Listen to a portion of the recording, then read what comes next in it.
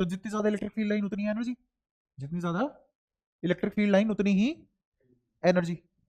तो मैंने तुम्हारे सामने दो कंक्लूजन लिख दिया, एक ये और एक ये। हमारी बात यहाँ पे तो हुई थी कि कौन सी बात सही है, दोनों एक दूसरे को कॉन्ट्रडिक्ट कर रही है। ये किसको कॉन्ट्रडिक्ट कर रही है कि अगर मेरी इंटेंसिटी का फंक्शन है ही नहीं, कौन, एनर्जी, अगर एनर्जी इंटेंसिटी का फंक्शन नहीं है तो मेरी एनर्जी इलेक्ट्रिक फील्ड लाइन में स्टोर कैसे होगी? और अगर energy is getting stored in the form of electric field line तो फिर ये फंक्शन क्यों नहीं है इंटेंसिटी का? यहाँ पे ऐसी ऐसी बातें करनी थी हमें, और तुम आके, तुम्हें लगता है कि भाई ये मास्टर आदमी आए और ऐसे डॉट डॉट डॉट लगवाए और इनको ज्वाइन करे और ये दूसरी केजी पास हो गए हम, ऐसा थोड़ी ना चलेगा।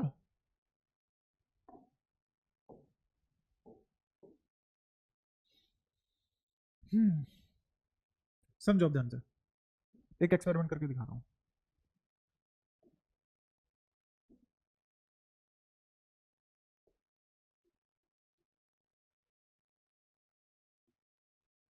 एक डाइलेक्ट्रिक स्लैब डाल रहा हूँ इसके अंदर, कैपेसिटर के अंदर।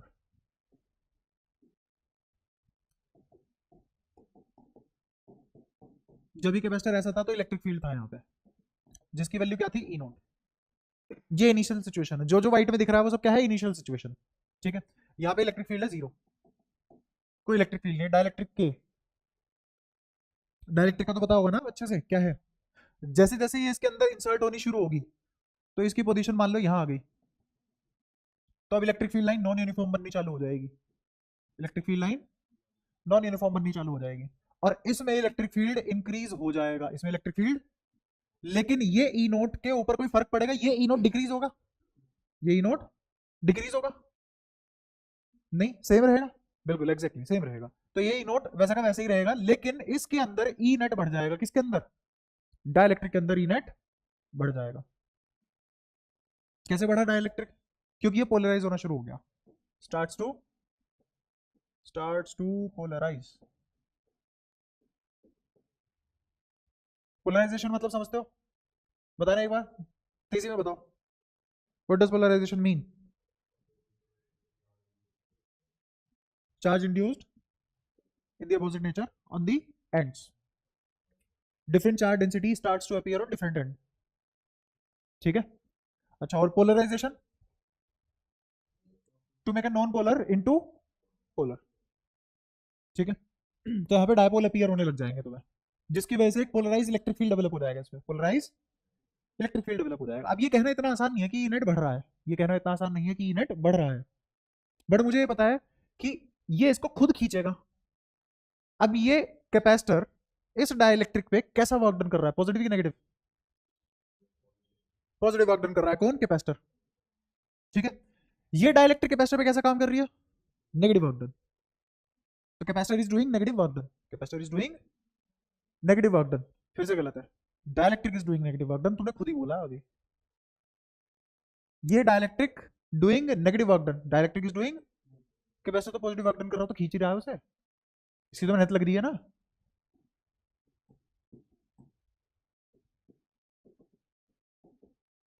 डाइलेक्ट्रिक कैसा काम कर रही है, नेगेटिव वर्क डन कर रही है, सही है, ठीक है। तो ये पोलराइज भी होना स्टार्ट हो गई। जब ये पोलराइज होगी तो इसके अंदर एक पोलराइज्ड इलेक्ट्रिक फील्ड आना शुरू हो जाएगा, इसके अंदर एक पोलराइज्ड इलेक्ट्रिक फील्ड आना शुरू हो जाएगा। अच्छा, ये दूसरी सिचुएशन थी दूसरे पेन से, येलो कलर से। अब मैं तीसरी सिचुएशन बना रहा हूँ, ये तीसरी सिचुएशन है, फुली फील्ड, ये ऑलमोस्ट फुली फील्ड है। ये स्पेस कितना है, negligible, this space amounts to negligible. अब ये यहाँ आ चुका है, क्या इस साइड एक पोलराइज इलेक्ट्रिक फील्ड होगा और इस साइड एक ई नोट होगा, और ई नेट मेरा क्या बनेगा, ई नोट बाय के। ये किस किस को पता है, सबको पता है। अगर मैं यहाँ पे लिखूं तो ऐसे नहीं लिखा जाएगा कि ई नेट किसके बराबर है, E naught minus E P. ये भी सब बता रखा है मैंने। ईपी किसके बराबर निकालना है, निकालेंगे अभी। तो एक काम करो, इस ई नेट को ई नोट बाई के ना लिख लूं, और इस ईपी को इधर ले आऊं, देखते जाना। इसको उधर फेंक दूं, इस ईपी को इधर ले गया और इस वाली को इधर फेंक दिया, तो क्या ये ऐसे लिखा जाएगा, E naught minus E naught by K. तो क्या तुम्हें ऐसा नहीं लग रहा कि पोलराइजेशन इलेक्ट्रिक फील्ड हम निकाल चुका, ऐसे ऐसे? देखा, ये किसकी वैल्यू निकाली मैंने? Polarised electric field which has generated into the dielectric, electric field generated in dielectric is EP, निकाल लिया। अब चार्ज भी निकाल सकते हैं हम।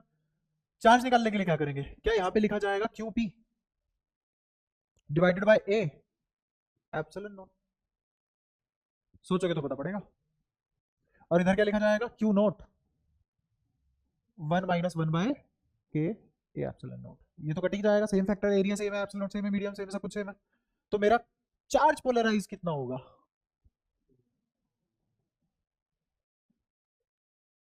QP बोले तो पोलराइज चार्ज, Q नॉट बोले तो टोटल चार्ज। समझ आया? तो अब तेरा लास्ट क्लास में जो तूने डाउट पूछा था उसका मैंने मैथमेटिकल आंसर भी दे दिया आज तेरे को। पोलराइज तो QP होगा ना, उसका वॉल्यूम से क्या लेना देना? देख कहां कहीं वॉल्यूम आ रहा हो, कोई स्पेस फैक्टर आ रहा हो, कुछ भी नहीं है। किस पर डिपेंड करता है? मीडियम पे। अगर तू मीडियम चेंज कर देगा तो जो तू कह रहा था कैपेसिटेंस बढ़ जाएगी। वॉल्यूम चेंज करने से कैपेसिटेंस नहीं बढ़ेगी। अगर तू उसको घटा देगा इनफेक्ट बढ़ हो जाएगी। क्यों? क्योंकि सेम वॉल्यूम में, सेम डी में ज्यादा डायपोल है। बड़ा पोटेंशियल ड्रॉप कम उसमें आ गया या ज्यादा उसमें आया? ज्यादा। ये है चैप्टर। हाँ, डी कम कर दिया। हाँ, तो पोटेंशियल है, छोटे हिस्से में ज्यादा ड्रॉप हो रहा है या बड़े हिस्से में ज्यादा ड्रॉप हो रहा है? छोटे हिस्से में ज्यादा पोटेंशियल ड्रॉप हो गया, तो इसकी वजह से कैपेसिटेंस बढ़ेगी या घटेगी? अच्छा, और कैपेसिटेंस का काम क्या होता है? पोटेंशियल को रोकना, चेंज इन पोटेंशियल को अपोज करना, अगर वो पैरेलल में लगाओ, अगर वो पैरेलल में लगाओ। ठीक है, तो एक बढ़िया कैपेसिटर बनेगा या नहीं? कैपेसिटेंस बढ़ेगी घटेगी? तुमने डी घटाया, कैपेसिटेंस बढ़नी चाहिए, तो इसको तो डेल्टा वी को अपोज करना चाहिए। कहां कर पा रहा है? अब तो छोटे डी में ज्यादा डेल्टा वी आ रहा है।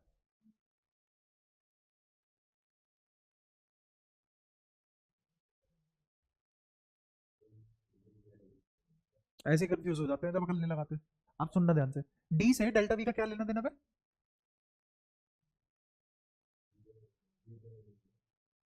डी तुमने आधा कर दिया, तो उसका डेल्टा वी से क्या लेना देना? डेल्टा वी तो आज भी वही है, पोटेंशियल ड्रॉप तो उतना ही है, चाहे छोटे स्पेस पे चाहे कम स्पेस पे, उससे कोई लेने देना नहीं है। Delta we is delta we. अब तुम इतने में अपोज करो, इतने में अपोज करो, उससे क्या फर्क पड़ रहा है? तो ऐसी बहुत सारी चीजें हैं सोचने को। जब तक तुम घर पे जाके खुद से ये सब नहीं सोचोगे ना, मैं तो कहता रहूंगा और मेरी हाँ मिलाते रहोगे। इतना धीरे धीरे चलने के बाद भी yet you are at this place, और मैं तुम्हें किसी भी तरीके से कंफ्यूज कर सकता हूँ, और तुम हो भी जाते हो। खैर, तो हम अब ये भी जानते हैं कितना चार्ज पोलराइज हो सकता है, कितना चार्ज पोलराइज हो सकता है। ठीक है, अब सुनना ध्यान से। जब इसमें इलेक्ट्रिक फील्ड नहीं था, जब इसमें इलेक्ट्रिक फील्ड नहीं था, यहाँ इलेक्ट्रिक फील्ड तो हमेशा से ई नोट है, यहाँ इलेक्ट्रिक फील्ड हमेशा से ही ई नोट है। अब सुनते रहना, ये ई नोट तो ई नोट ही रहा ना, इसकी एनर्जी कितनी होगी? मान लो यहाँ से यहाँ पोटेंशियल ड्रॉप कितना आया? Delta we. और अगर मैंने इसकी क्यू से मल्टीप्लाई कर दी, इसी को तो एनर्जी बोलते हैं, इसी को तो वर्क डन बोलते हैं, तो इसके पास अभी कैपेबिलिटी ऑफ वर्क डन बहुत ज्यादा है। समझ पाए? Capability of work done is quite high. जैसे जैसे इसमें इंसर्ट होगा, जैसे जैसे इसमें इंसर्ट होगा, अब सुनना ध्यान से, इस ई नोट पे वाकई में फर्क पड़ेगा। क्यों पड़ा? मीडियम की वजह से नहीं पड़ा, ये नॉन यूनिफॉर्म हो गया। लाइन नहीं दिख रही तुम्हें? ये किसकी लाइन है? ई नोट की ही तो लाइन है।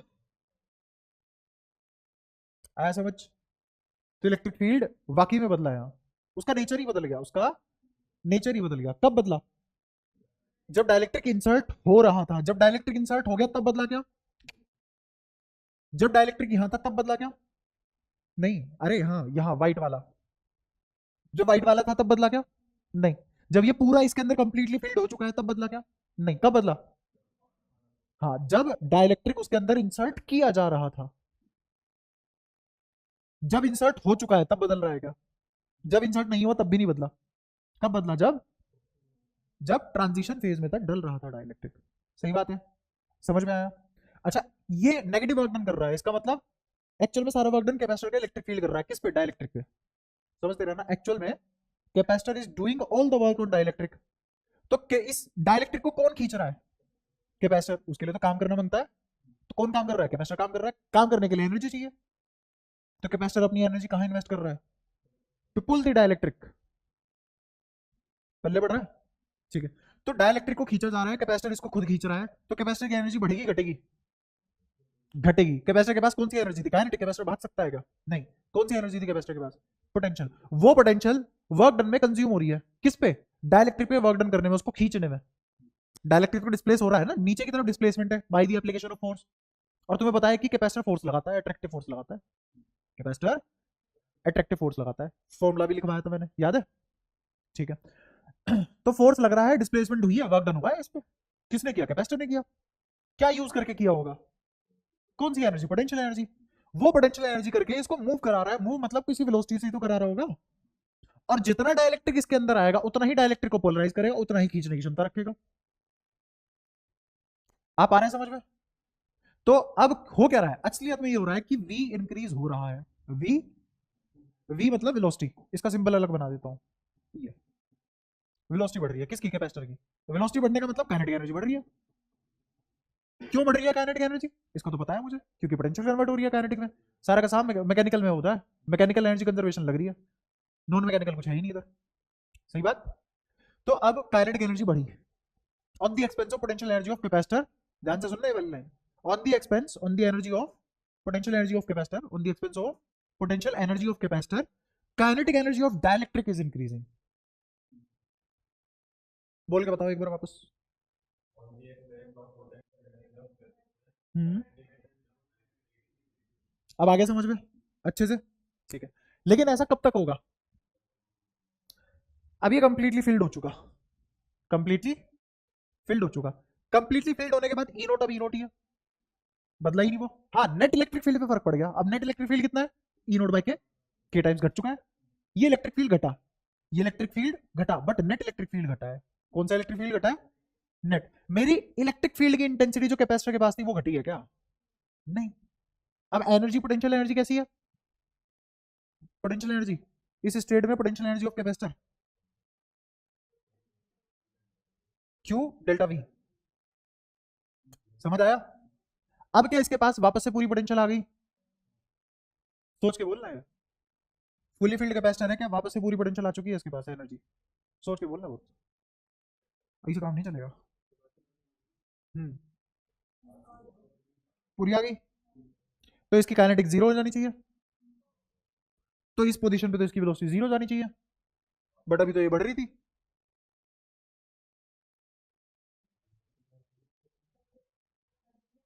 इस मोमेंट पे काइनेटिक एनर्जी मैक्सिमम होगी। मैंने यहां रोक नहीं दिया ये। अब मैं तुम्हें असलियत पता है क्या पढ़ा रहा हूं, कि चल क्या रहा है। और तुम जो पिक्चर देखते हो कि कैपेसिटर तो भगवान की देन है, परी छोड़ के जाती है, डाइलेक्ट्रिक पड़ा हुआ मिलता है उसमें। ये किसी ने रोक के रखा होगा ना, ये किसी ने रोक के ही तो रखा होगा, तब तुम्हें ऐसा दिखाई दिया ना, वरना डायग्राम ऐसा नहीं दिखाई देता। अब समझो ट्रांजिशन फेज में क्या हो रहा है। काइनेटिक एनर्जी बढ़ती जा रही है। कब तक बढ़ेगी काइनेटिक एनर्जी? जब तक ये वाला काम ना रुक जाए। कौन सा वाला काम ना रुक जाए? जब तक पूरा इसके अंदर ना आ जाए। अब ये वो वाली मोमेंट है कि काइनेटिक एनर्जी मैक्सिमम है, काइनेटिक एनर्जी, बट अगले ही मोमेंट घटना चालू हो जाएगी।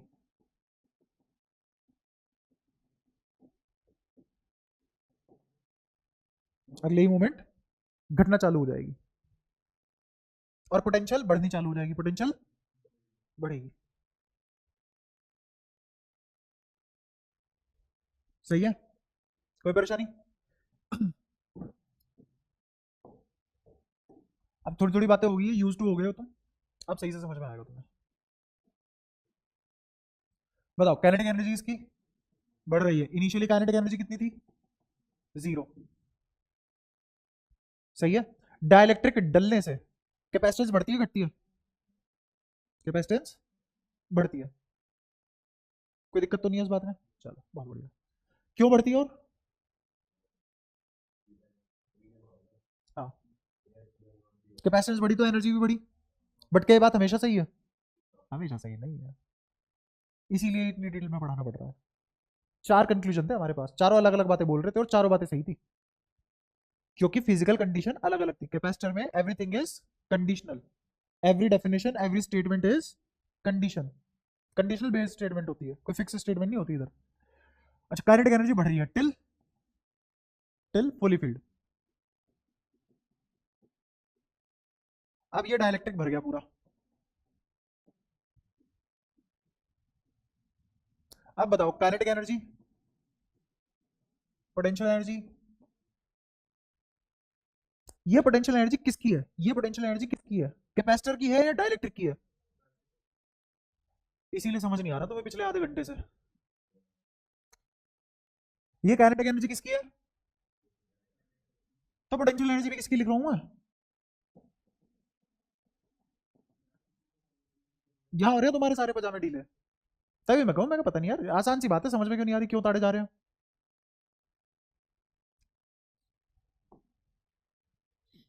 कैपेसिटर की पोटेंशियल एनर्जी है, ये किसकी है, कहाँ यूज हो रही है, काइनेटिक बढ़ाने में, कहाँ यूज हो रही है, किसकी काइनेटिक बढ़ रही है, डाइलेक्ट्रिक की काइनेटिक बढ़ रही है तो उसकी पोटेंशियल, तो पोटेंशियल किसकी जीरो होगी, तो डाइलेक्ट्रिक काइनेटिक भी मैक्सिमम, पोटेंशियल मैक्सिमम। शाबाश, खुद सोचो तुम क्या कर रहे हो। ऐसे ऐसे पाप कबर में भी माफ ना हो। तो दोनों ही किसकी लिख रहा हूं मैं, समझ आया, कोई भी परेशानी? अच्छा एक बात बताओ, बहुत ही आसान बात है, मान लो पेंडुलम है, इसको इधर छोड़ा, ले जाके छोड़ दिया, तो ऐसे डोलेगा किसी टाइम पीरियड से। अब जो तुम एनर्जी लिखते हो, जैसे तुमने इस पॉइंट पे एनर्जी लिखी, तो इस पॉइंट पे काइनेटिक मैक्सिमम होती है, पोटेंशियल मिनिमम होती है। ये जो पोटेंशियल मिनिमम होती है अर्थ की होती है क्या, धरती माता की होती है पोटेंशियल, किसकी होती है? इसी की तो होगी ना, यहाँ नहीं आया अकल में?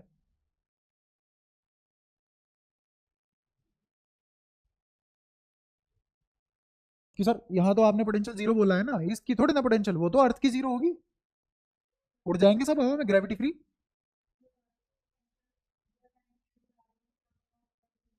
ये जो क्या पता है, ये पूछ भी लिया करो ना, इस क्या पता को पता भी कर लिया करो कभी, क्या पता आंसर मिल जाए।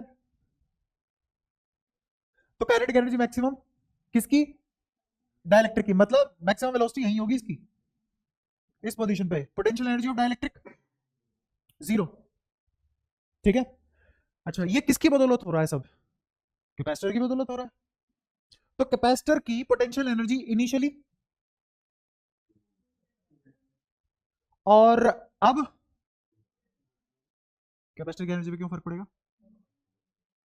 तो अब थोड़ा थोड़ा समझ में आ रहा है, इलेक्ट्रिक फील्ड से कैपेसिटर की एनर्जी से कोई लेना देना नहीं है, ठीक है। और जो तुम्हें फंक्शन नजर आता है, तुम्हें ऐसा लगता है इलेक्ट्रिक फील्ड बदलने से कैपेसिटर की एनर्जी पे कुछ फर्क पड़ रहा है, तो वो भी बता दूंगा क्यों पड़ रहा है, उसका भी रीजन है। अच्छा अब ये इस पोजीशन पे रुकेगा क्या, नहीं रुकेगा, नीचे जाएगा क्या, बिल्कुल नीचे जाएगा। अब इसकी वेलोसिटी डिक्रीज होगी क्या, क्योंकि काइनेटिक एनर्जी भी डिक्रीज होगी, काइनेटिक एनर्जी भी डिक्रीज होगी, और इसकी पोटेंशियल बढ़नी चालू कर जाएगी। कहाँ, एक्सट्रीम पोजीशन पे। क्या इसकी दो एक्सट्रीम पोजीशन बन जाएंगी, और ये पोजीशन इसकी क्या मेन पोजीशन कहलाएगी? अभी डमरू की तरह डुबडब बजेगा, तो इसका मतलब ऑसिलेट करेगा। तो अगर तुम डाइलेक्ट्रिक को किसी कैपेसिटर में ऐसे छोड़ देते हो, इट विल, और मुझे तो नहीं चाहिए ऐसा कैपेसिटर जिसमें डब्बे बज रहा हो, किसको चाहिए? इमेजिन करो तुमने पंखे में ऐसा कैपेसिटर लगाया जो खुद ही डब डब डब डब कर रहा है पंखे की बजाय, सही है ना, लिक्विड बज रहा है, लिक्विड ऑसिलेट कर रहा है, बताओ, बहुत इम्पॉसिबल सिचुएशन हो जाएगी, बहुत वियर्ड हो जाएगा सब कुछ, है ना। तो क्या करें अब हम, ऐसा तो हमारे कैपेसिटर नहीं बनेगा कभी, बनेगा। हम क्या करेंगे, जितना वर्क डन, जितना वर्क डन कैपेसिटर कर रहा है, उतना ही वर्क डन मैं अपनी बायोलॉजिकल एनर्जी यूज करके इसके अगेंस्ट वर्क डन कर दूं। सुनना ध्यान से, ये वर्क डन कौन कर रहा है, कैपेसिटर। कैसे काम कर रहा है, उसको अंदर खींचने का, मैं इसको पकड़ के धीरे धीरे छोड़ रहा हूं, तो ऐसे करने में वर्क डन लगेगा ना। किसके अगेंस्ट कर रहा हूं ये वर्क डन, इसको ये नहीं बोलेंगे कैपेसिटर का वर्क डन छीन लिया मैंने, मैंने कैपेसिटर का क्या करके, खुद का वर्क डन करके। तो अब भी ऑसिलेट करेगा क्या ये, नहीं करेगा। तो मैंने अपनी बायोलॉजिकल एनर्जी इन्वेस्ट की है ताकि कैपेसिटर ऐसा दिखे जैसे परी छोड़ के गई हो। आया समझ? तो ये जो मैं एनर्जी इन्वेस्ट कर रहा हूं, ये जो मैं एनर्जी इन्वेस्ट कर रहा हूं, इसको इसको काइनेटिक एनर्जी में ना जाए, इसका मोशन ऑसिलेट ना करे, जो कैपेसिटर के अगेंस्ट मैंने वर्क डन किया है उसके हिसाब से तुम्हें लग रहा है कि एनर्जी की डिपेंडेंसी इलेक्ट्रिक फील्ड से है। एक्चुअली मैं किसके अगेंस्ट काम कर रहा हूँ? इलेक्ट्रिक फील्ड जो अट्रैक्टिव फोर्स लगा रहा है, इलेक्ट्रिक फील्ड जो उसके अपोजिट डायरेक्शन में मैं फोर्स लगा रहा हूँ। आया कुछ कुछ समझ? और उसके बाद हमने एक काम की चीज देख ली कि पोलराइज चार्ज कैसे निकालते हैं। सवाल आ जाता है इस पे, find the polarised charge in the dielectric. तो अगर मुझे डाइलेक्ट्रिक पता है, मतलब के पता है और नेट चार्ज पता है, तो मैं निकाल सकता हूं कितना चार्ज पोलराइज हुआ है। और इसी पोलराइज चार्ज की वजह से मेरा इलेक्ट्रिक फील्ड आता है। तो अगर मेरे से कोई ईपी पूछे तो मैं ईपी का एक और फॉर्मूला लिख सकता हूं, वो क्या होगा? के क्यूपी बाय आर स्क्वायर। अगर तुम स्फीयर मान लो चार्ज को, अगर तुम चार्ज को स्फीयर मान लो, ठीक है। और अगर तुम स्फीयर ना मान के शीट मान लो तो फॉर्मूला क्या हो जाएगा? ये sigma by epsilon not. Sigma क्या होगा? Polarize charge per unit area. Clear है सारी बातें? अगेन मुझे पता है अभी भी पूरा क्लियर नहीं है। How intensity is not a function of energy. अभी बहुत सारे सवाल पूछ सकता हूँ, तुम ऐ करते रह जाओगे, but things will take time. समय के साथ थोड़ा थोड़ा सीखते रहोगे। एंड तक आते आते तुम्हें एक बार को फील आई जाएगी कि हाँ, एनर्जी और इंटेंसिटी का आपस में कभी कोई लेना देना नहीं होता। क्या? एक तो पहले थूक के बोल। ले पकड़ाइए इसे, इसकी कंठन गीली कर दे एक बार। जिगर का लेना किससे है? क्या? अच्छा, एनर्जी का लेना किससे है? एनर्जी का लेना देना किससे है? एनर्जी का लेना देना फ्रीक्वेंसी से है। किसी भी चीज की फ्रीक्वेंसी से है।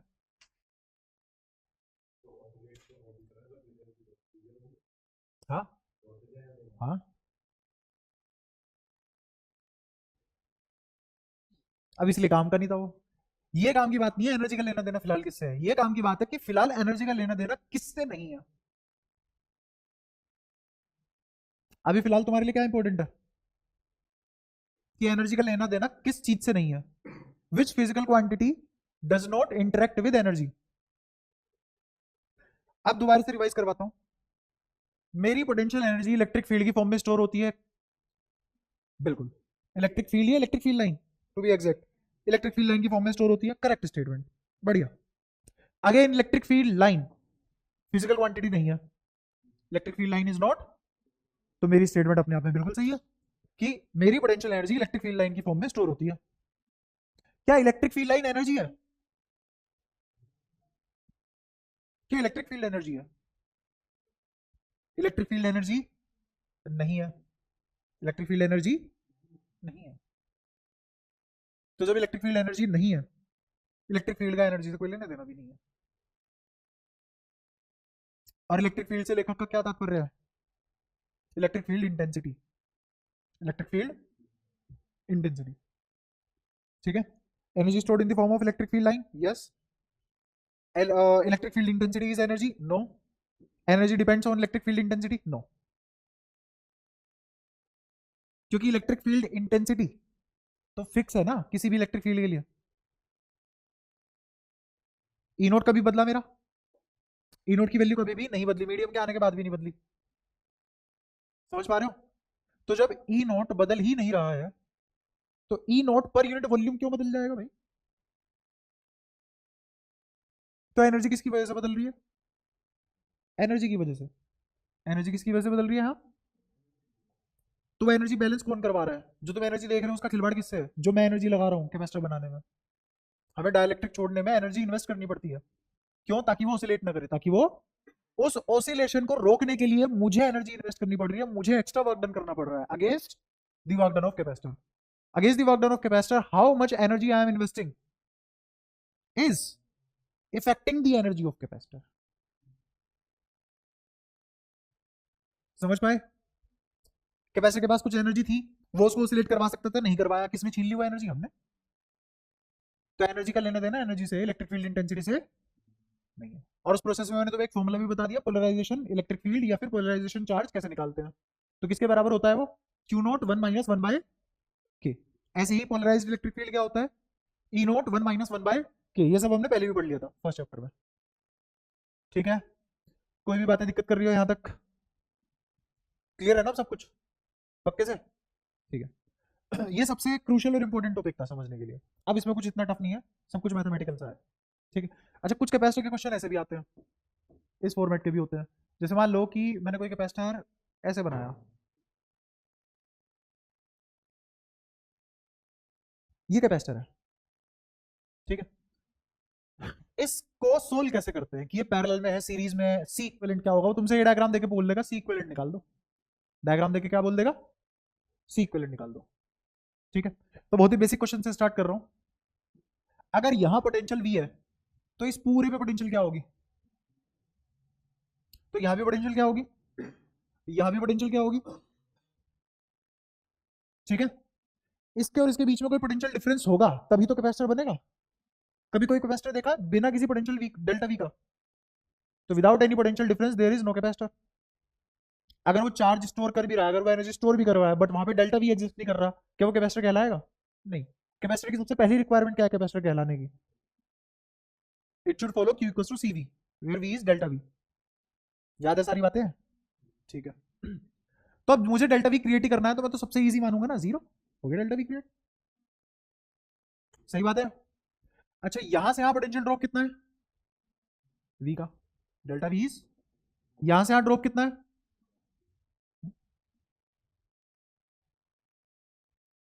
सही है, अपने हाथ में है ना।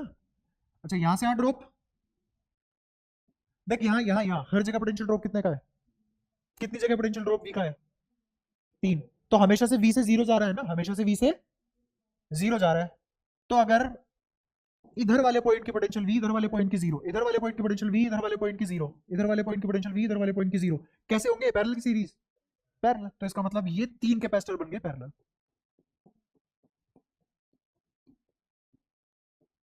See each. तो कितना आ गया सी इक्विवेलेंट? इजी, कोई मुश्किल? और देखो,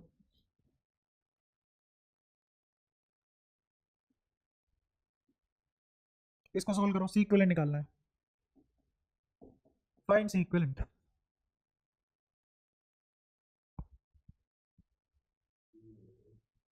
देखो, मान लो अगर मैंने इसको वी मान लिया, तो ये भी वी, इस पूरे पे हर पॉइंट वी पे होगा, no potential drop at all.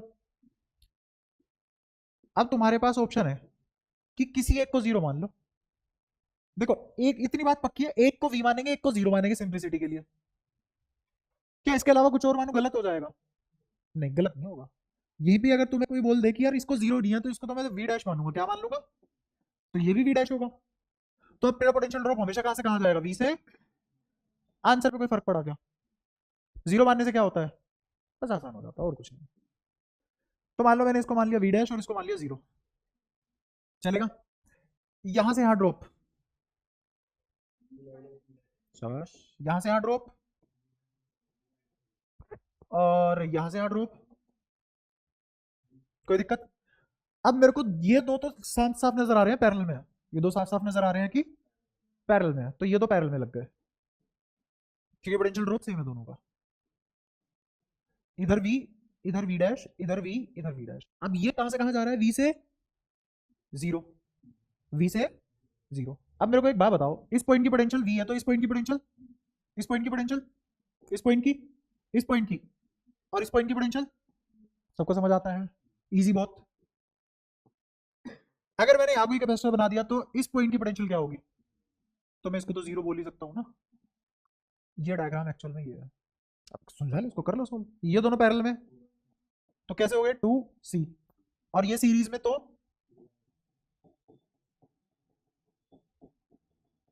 कितना आ गया? आ गया सी इक्विवेलेंट।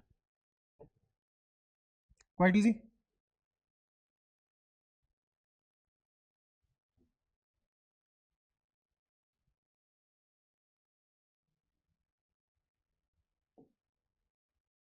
ये तो इजी हो जाएगा।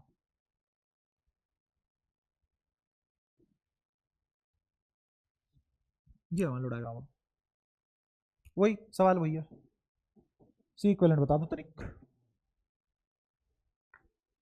आओ, अगर ये वी है तो ये मान लो वी डैश हो गया, ये तो वी ही होगा ना? नहीं, ये वी क्यों होगा? ये होगा वी। ये वी डबल डैश और ये जीरो। अच्छा गलत हो जाता है अगर मैं इसको जीरो मान लूँ, इसको वी मान लूँ, वी डैश मान लूँ और इसको वी डबल डैश मान लूँ? गलत हो जाएगा अगर मैं इन दोनों को जीरो मान लूँ? नहीं। तो ऐसा नहीं है कि सर ने ऐसा बता दिया तो यही पोटेंशियल पॉइंट होने चाहिए, ऐसा कुछ भी नहीं है। तुम इसको ए बी सी डी कुछ भी दे सकते हो, नाम से कोई फर्क नहीं पड़ता, असल जीवन में भी और यहाँ भी। आओ सुलझाए।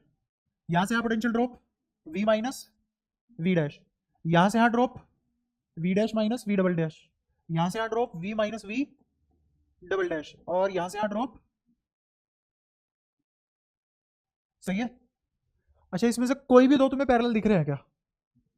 कोई भी दो पैरेलल नहीं है। तो आओ बनाना शुरू करते हैं।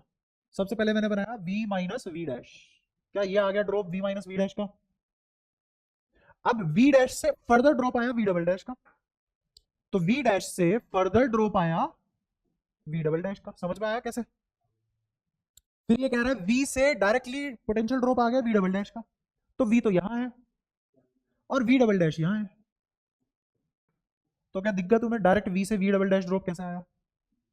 ठीक है, फिर एक ड्रॉप है v से लेके जीरो तक का, ये रहा v, और यहां से जीरो का ड्रॉप है, लो आ गया। आगे सुलझा लो, बन गया चित्र इसका। बताओ दोनों की कैपेसिटेंस। C/2, शाबाश। C/2 is in parallel with which is 3/2C, is in series with C, तो 3/2 is in series with, बताओ कोई दिक्कत?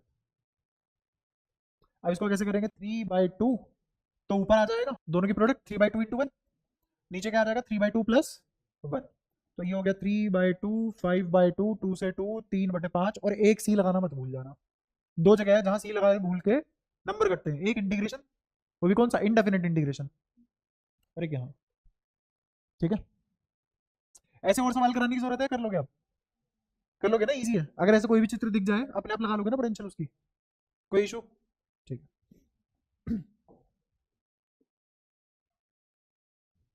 अच्छा क्या हो अगर मैं एक फट्टा तो ए एरिया का ले लूं और दूसरा फट्टा a/2 एरिया का ले लूं,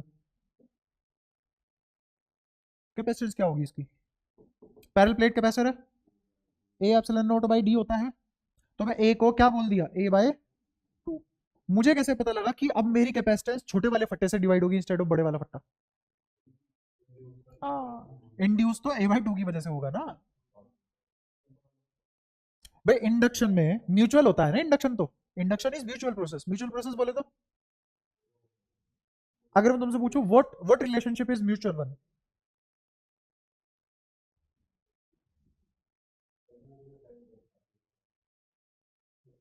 चलो वही बता दे। हम्म हम्म हम्म ठीक है। अब इधर आ जाओ। जो चार्ज इस पे है, या फिर मान लो इस पे पॉजिटिव चार्ज है ऐसे बहुत सारा, ठीक है, इस पे भी बहुत सारा पॉजिटिव चार्ज होगा, इस पे भी बहुत सारा नेगेटिव चार्ज होगा, इस पे भी बहुत सारा नेगेटिव चार्ज होगा, ठीक है। अब मैं तुम्हें दो बॉडी देता हूँ ऐसे, प्लेट छोड़ो, स्फेरिकल बॉडी या फिर एंगी बैंगी कोई भी बॉडी पे आ जाओ। इस बॉडी पे 1 करोड़ पॉजिटिव चार्ज है, 1 करोड़ नेगेटिव चार्ज है, क्या न्यूट्रल है बॉडी? सही बात। इस पे 1500 करोड़ पॉजिटिव चार्ज है और 1500 करोड़ नेगेटिव चार्ज है। अच्छा चार्ज का साइज से कोई लेना देना होता है? नहीं। तो अब मुझे ये बताओ, जब इन दोनों के बीच में इंडक्शन होगी, जब इन दोनों के बीच में इंडक्शन होगी, तो चार्ज किस पे ज्यादा डेवलप होगा? बॉडी ए पे या बॉडी बी पे? बराबर होगा, इससे कोई फर्क नहीं पड़ता किस पे कितना चार्ज है, डेवलप हमेशा बराबर होता है। लेकिन ये एट मैक्स अगर सारा ही चार्ज इसको डेवलप करना हो इस वाले हिस्से पे, तो एट मैक्स कितना चार्ज डेवलप कर पाएगा? इधर पॉजिटिव इधर negative, but it will B 1 crore. और ये मैक्सिमम कितना कर पाएगा? एक ही कर पाएगा, 1500 नहीं। हाँ मैक्सिमम कैसे कर लेगा 1500? 1500 सेपरेट करवाने के लिए मुझे दूसरे वाले के पास भी कितना चाहिए? तो बात तो इसी की हो रही है ना, कितना डेवलप कर सकता है। ये सेपरेट ही क्यों होगा? बिना एक्सटर्नल फैक्टर के सेपरेट नहीं होगी चीज, न्यूट्रल है, न्यूट्रल रहना चाहेगी ना। अगर मेरे को आराम मिल रहा है तो मैं क्यों चक्कू मार लूंगा पेट में? स्टेबिलिटी तो है मेन रीजन हर चीज का, है ना। एंट्रोपी जीरो कर दे बस अपनी, तो यहाँ पे भी क्या है, स्टेबल है वो, क्यों छेड़खानी करेंगे अपने साथ, मुझे एक्सटर्नल फैक्टर चाहिए होगा, और वो एक्सटर्नल फैक्टर अगर 1 करोड़ का है तो यहाँ पे भी 1 करोड़ ही चार्ज डेवलप हो पाएगा।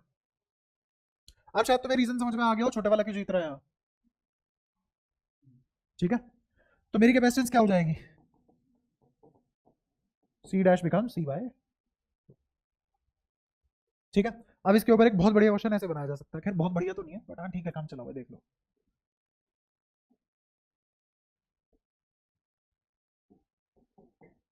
नीचे एक प्लेट है जिसका एरिया 3 बाई 3 यूनिट है, नीचे एक प्लेट है जिसका एरिया 3 बाय 3 यूनिट है, इन दो प्लेट के बीच की सेपरेशन है डी। फिर पहले वाली प्लेट और दूसरे वाली प्लेट के बीच की सेपरेशन है डी। फिर दूसरे वाले और तीसरे वाली प्लेट के बीच की सेपरेशन है डी। ठीक है, तो वो तुमसे पूछ रहा है find the capacitance of this setup, find the capacitance of this setup, या फिर find the capacitance of this parallel plate capacitor. अब सबसे पहले बालक देखती तो प्राण त्यागेगा हाथ जोड़ के कि भैया ये ले जाओ, ये तो कैपेसिटर है भी नहीं, ये क्या बदतमीजी है, एक तरफ तुमने सीढ़ियां चढ़ा दी, एक तरफ तुमने पता नहीं क्या रख दिया, त्रिपाल और सीढ़ियों का क्या लेना देना, हमने तो ये पढ़ा है ये होता है कैपेसिटर, बता। हम्म। अच्छा, और अभी सवाल अधूरा है, इसकी डायमेंशन इन्फिनिटी इंटू इन्फिनिटी है,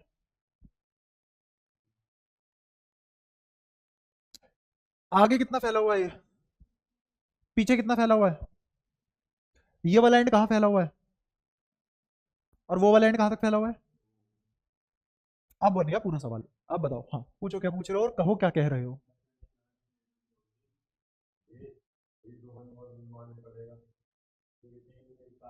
हम्म हम्म।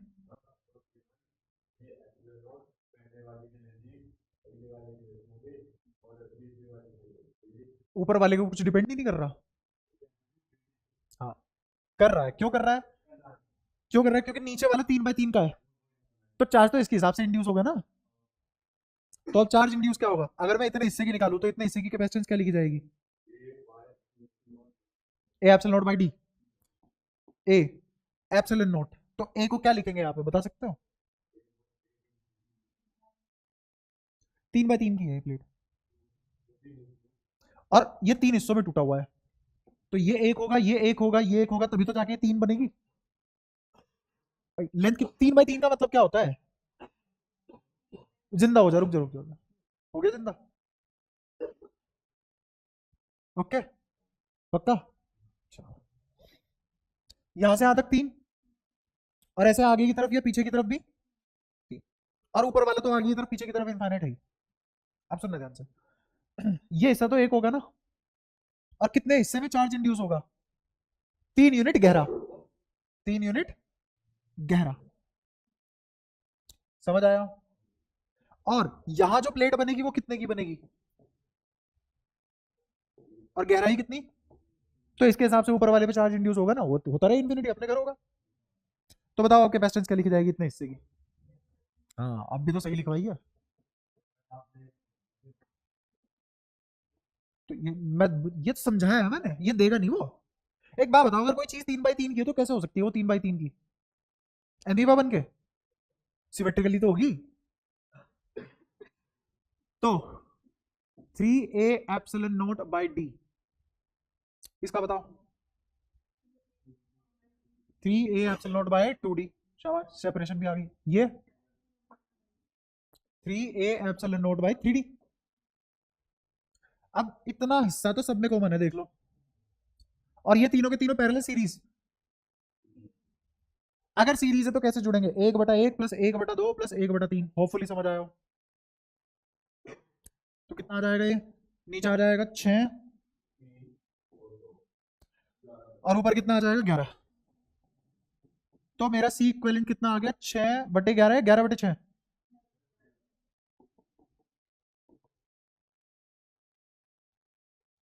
अब बताओ 11/6 है, 6/11, 6/11 इन टू में,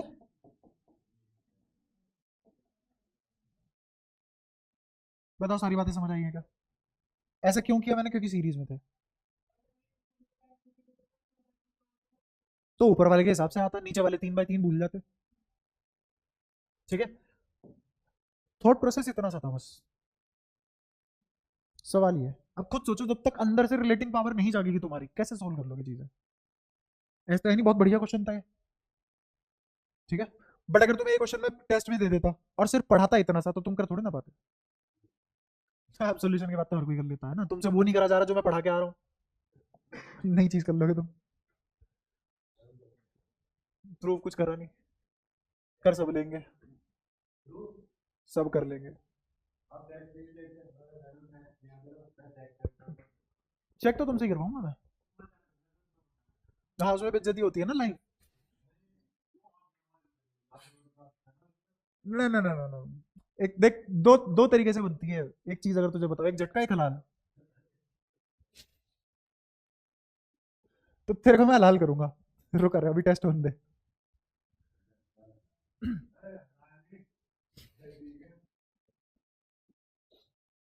अच्छा, और कुछ कुछ क्वेश्चन देखो, ये तुम करके बताओगे।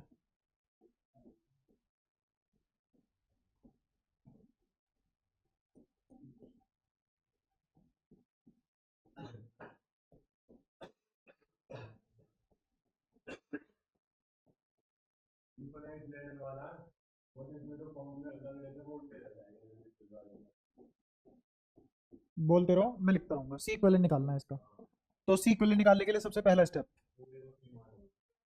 ये पूरा तो खुद सी इक्विवेलेंट थी, तो सी इक्विवेलेंट को मैं थोड़ी देर के लिए एक्स मान रहा हूँ, तो ये पूरा हिस्सा क्या बन गया? तो मेरा सर्किट डायग्राम क्या ऐसा दिखेगा? It will look like this. ई दोनों पैरेलल में, और अगर पैरेलल में है तो सी प्लस एक्स, तो सर्किट और छोटा बन गया, सी प्लस। अब ये तीनों, तो क्या तुम्हें नहीं लगता मुझे लिखना चाहिए 1/x is equal to 1/c plus 1/c plus 1/c plus x? 1/x is equal to, नीचे LCM is c into C plus X, ऊपर यहां कितना आएगा? तो एक काम करो, इसको 2/c ना लिख लेते तुम, तो कितना आ जाएगा? 2 इंटू सी प्लस प्लस, सही है। अब फिर बदल कर लो, ये आ जाएगा C square plus C X, यहां इधर 2cx plus X square plus X C, ये और ये कैंसिल, तो मेरी क्वाड्रेटिक बनती हुई दिखाई दे रही है तुम्हें। सी तो गिवन है, गिवन कौन नहीं है? एक्स इज नॉट गिवन, तो एक्स निकालना है, और एक्स ही क्या है? सी इक्विवेलेंट बना हुआ है हमने खुद ही अपने हाथों से, निकाल लो आप फटाफट। X square plus 2cx plus C square equals to 0, हाँ minus C square equals to 0। अच्छा, इसके रूट फैक्टर तो भाड़ में गए, हम क्या लगाएंगे सीधा? बाबा धराचार्य। धराचार्य लगते ही ये फॉर्मूला क्या बन जाएगा? Solution of X will be equal to minus B plus minus B square minus 4 इसी का अंडर रूट, तो बी स्क्वायर कितना हो जाएगा? 4c स्क्वायर माइनस 4ac, तो 4 a कितना 1 और c कितना है? c स्क्वायर, माइनस का कि प्लस का? माइनस, तो यहाँ प्लस आ जाएगा, डिवाइडेड बाय 2a, तो it will be minus twice of c plus minus under root 4c square plus 4c square is 8c square divided by 2। 8 को 4 दूनी लिख सकते हैं, 4 बाहर आ जाएगा रूट के, 2 कॉमन आके कट जाएगा, तो यहाँ क्या बचेगा? c बाहर कॉमन खींच लिया, अंदर बचेगा 1 प्लस माइनस √2 डिवाइडेड बाय 2 भी नहीं है, बस यही है आंसर। अच्छा, इसमें से माइनस ओमिट कर देंगे क्योंकि मुझे पता है √2 की वैल्यू 1 से तो बड़ी है और कैपेसिटेंस नेगेटिव हो नहीं सकती। कैपेसिटेंस नेगेटिव का मतलब क्या होता है वैसे? मीनिंग क्या हो सकता है? नेगेटिव कैपेसिटेंस का मीनिंग ये होगा कि पोटेंशियल है नहीं, चार्ज स्टोर करा लिया। ये तो पॉसिबल ही नहीं है, जैसे नेगेटिव रेजिस्टेंस नहीं हो सकती, ऐसे ही नेगेटिव कैपेसिटेंस भी नहीं हो सकती। एलिमेंट है ना सर्किट के, इनकी तो कोई फाइनाइट वैल्यू होगी ना, फिक्स वैल्यू होगी। हाँ, वो रैशनल इरेशनल हो सकती है, बट जीरो नहीं होगी, नेगेटिव नहीं होगी। अगर कैपेसिटेंस जीरो आ रही है तो इसका मतलब कैपेसिटर ही नहीं है ना।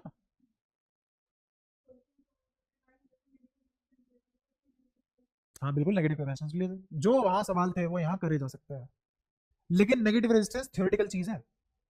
वो अपना जैसे हो गया ना कि मेरे पास 2 टॉफियां है और मैं थोड़ी देर के लिए मान लूं कि मेरे पास 2 और टॉफियां हैं कुछ चीज सोल्व करने के लिए, तो वो असलियत में नहीं है ना, असलियत में 2 ही थी। वो वैसा था नेगेटिव रेजिस्टेंस। यहाँ तक सारी बातें क्लियर है? कोई दिक्कत? अच्छा, एक और कर दो,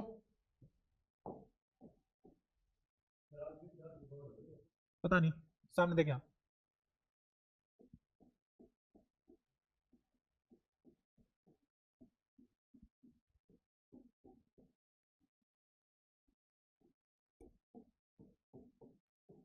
हर कैपेसिटर की वैल्यू सी है, हर कैपेसिटर की value find out C equivalent.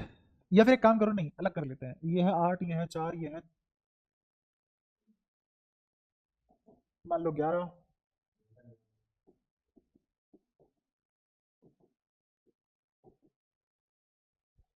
और इसको मान लो, इसको 8 मान लो। बताओ सी इक्विवेलेंट क्या निकलेगा इसका? Star delta. अगर तुम्हें थोड़ा बहुत आता है, देख फिर बाद में वो तो चलता है, मैं तो कर लेता। ये 8/4, ये 11/5.5, क्या रेशो बराबर आ रहा है? तो इसमें से कोई चार्ज फ्लो नहीं करेगा। जब चार्ज फ्लो नहीं करेगा, कहाँ का कैपेसिटेंस? तो ये दोनों सीरीज, ये दोनों भी, और बाकी तीनों सोल्व करवाऊंगा, हो जाएगा। पक्की बात? खूब कर लोगे ऐसे ऐसे सवाल, हो जाएंगे ना? चलो अब हम लास्ट फेज पे चलते हैं इस चैप्टर के, बिल्कुल लास्ट फेज। क्या? हाँ, उसके बाद कैपेसिटेंस खत्म हो जाएगी लास्ट फेज, उसके बाद क्वेश्चन प्रैक्टिस बचेंगे, बाकी जो चीजें हैं वो क्वेश्चन से ही सीख पाओगे तुम। ठीक है, तो लास्ट फेज है इसका। जैसे हमने आरसी सर्किट पढ़ा था ना, और स्टेडी स्टेट भी पढ़ी थी, ये वाला हिस्सा मैं काफी ज्यादा पहले भी पढ़ा चुका। तो इसका मैथमेटिकल पार्ट करते हैं और समझते हैं चल क्या रहा है। तो मैंने जैसे कोई भी आरसी सर्किट बनाया, ये कैपेसिटेंस, ये रेजिस्टेंस, बैटरी जिसपे पोटेंशियल ई डेवलप्ड है। अगर मैं तुमसे बोलूँ कि टी इक्वल्स टू इन्फिनिटी की बात करो, अब तो थोड़ा तेज बात कर सकता हूँ ना, इन चीजों पढ़ा रखी है मैंने ये सारी चीजें। टी इक्वल्स टू इन्फिनिटी पे आई कितना होगा, जल्दी बोलो। क्यू कितना होगा? ये करंट जीरो किस में है, सर्किट में या कैपेसिटर में? कैपेसिटर वाली ब्रांच में।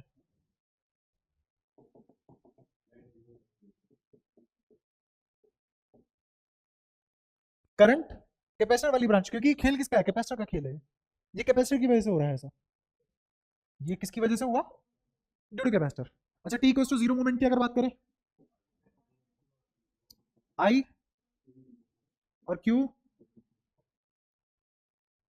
क्लियर है सारी बातें? इसका रीजन लॉजिक भी पता है तुम्हें, है ना? क्योंकि मैंने तुम्हें यहाँ पे एक्सप्रेशन निकाल के बताया था, आई किसके बराबर आएगा यहाँ? पोटेंशियल ड्रॉप भी आया था।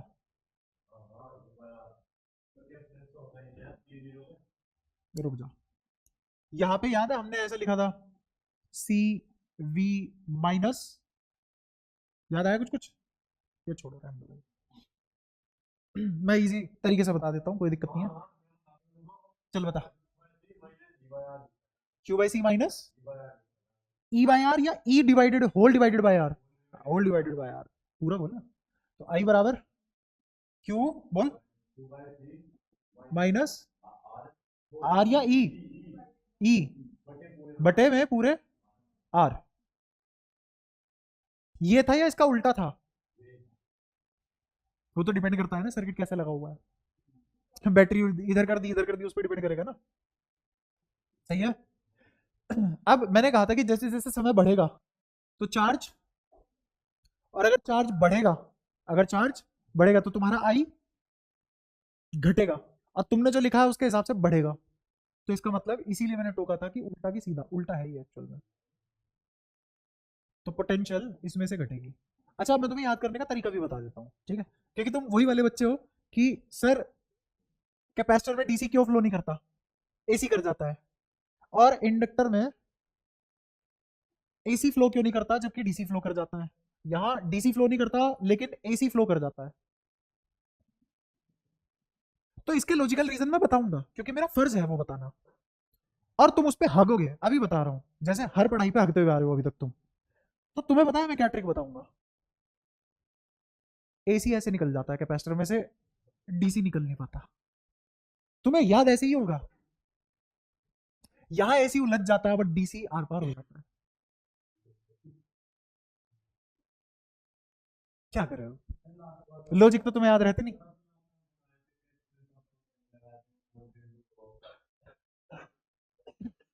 हाँ, तो ऑपरेट किस पे करता है? डीसी। क्यों डीसी पे ऑपरेट कर? क्योंकि डीसी को रोक रहा है, क्योंकि डीसी को रोक रहा है। एसी से तो फर्क ही नहीं पड़ रहा, अगर तुमने एसी है और कैपेसिटर लगा दिया फर्क ही नहीं पड़ेगा कुछ, अगर जिंदा बच जाए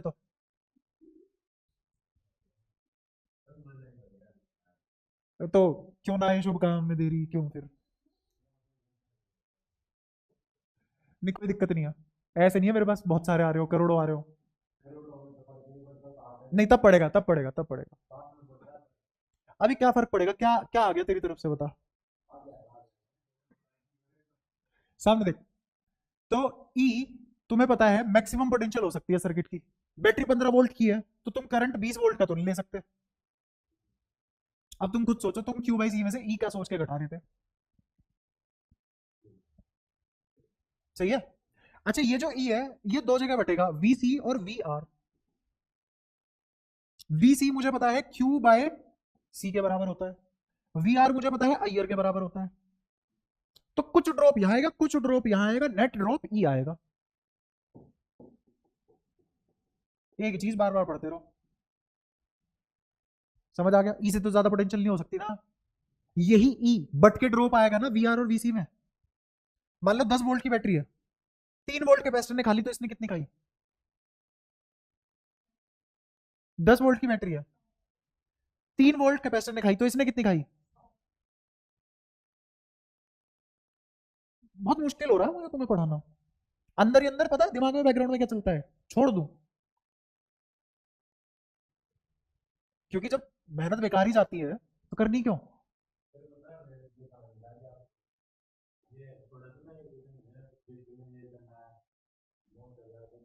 अगर सारा ध्यान तुम यहाँ फोकस कर लोगे तो तुम्हें नहीं लगता हमारी स्पीड बढ़ जाएगी, और अब तक तो तुम्हारा पता नहीं कितना कुछ हो चुका होता। कछुआ भी थूक के चला जाता है, तुमको पता है इतना धीरे चलते हो तुम। कोई एक नई बात बता दो, है ऐसे आगे फाड़ फाड़ के देखते रहोगे जैसे बिल्कुल ही बंदर आ गए हो। हाँ वो ही लगता है। याद देखो, तो net drop VC plus VR होगा, और नेट ड्रॉप कितना आ सकता था ई। ये मैंने अपनी तरफ से बना दिया या फैक्ट है। कहां से आया ये फैक्ट। अबे किरचॉफ लॉ से। यहां पोटेंशियल ई, यहां जीरो, तो यहां भी तो ड्रॉप ई से जीरो आएगा, पैरेलल ब्रांच है दोनों, यहां से ड्रॉप लिख ले, यहां से ड्रॉप लिख ले, एक ही तो बात है। तो दोनों के ड्रॉप इक्वेट नहीं करूंगा, वरना लूप लो लगा ले आ घूम के ऐसे। ये दोनों प्लस में लिखे जाएंगे क्योंकि करंट की डायरेक्शन में हूं। ये प्लस और ये माइनस। देख ले अब, यहां से आया ड्रॉप आया प्लस का लिखा जाएगा, ड्रॉप आया प्लस का लिखा जाएगा, लिख दिए दोनों प्लस के। यहां बैटरी में टक्कर नेगेटिव टर्मिनल पे मारी, माइनस ई लिखा गया, बराबर जीरो लिखा गया, माइनस ई को उधर भेज प्लस ई लिखा गया। क्या पढ़ा दूं इससे ज्यादा। अब समझ आया। K2 चल रहा है, ये K2 भाई साहब। तो VC प्लस वी आर बराबर, अब अगर VC plus V R E है तो VC किसके बराबर, Q by C, plus V R किसके बराबर, आई आर बराबर ई। मुझे क्या निकालना है, करंट निकालो जरा, करंट किसके बराबर आएगा, E minus Q by C divided by R. चमक गया ये। बस उस दिन मेरी गलती थी, मैंने डायरेक्ट लिख दिया, डेरिवेशन नहीं करवाई।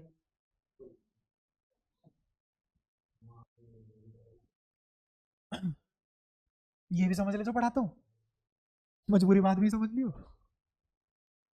बकवास करवा लो है। अच्छा अब मेरे को बताओ, ओवर द टाइम क्यों बढ़ेगा। ये कहानी दोबारा तो नहीं सुननी ना। क्यों क्यों बढ़ेगा, आई क्यों घटेगा, पता है ना पक्का। शाबाश, चलो एहसान रहा मेरे ऊपर।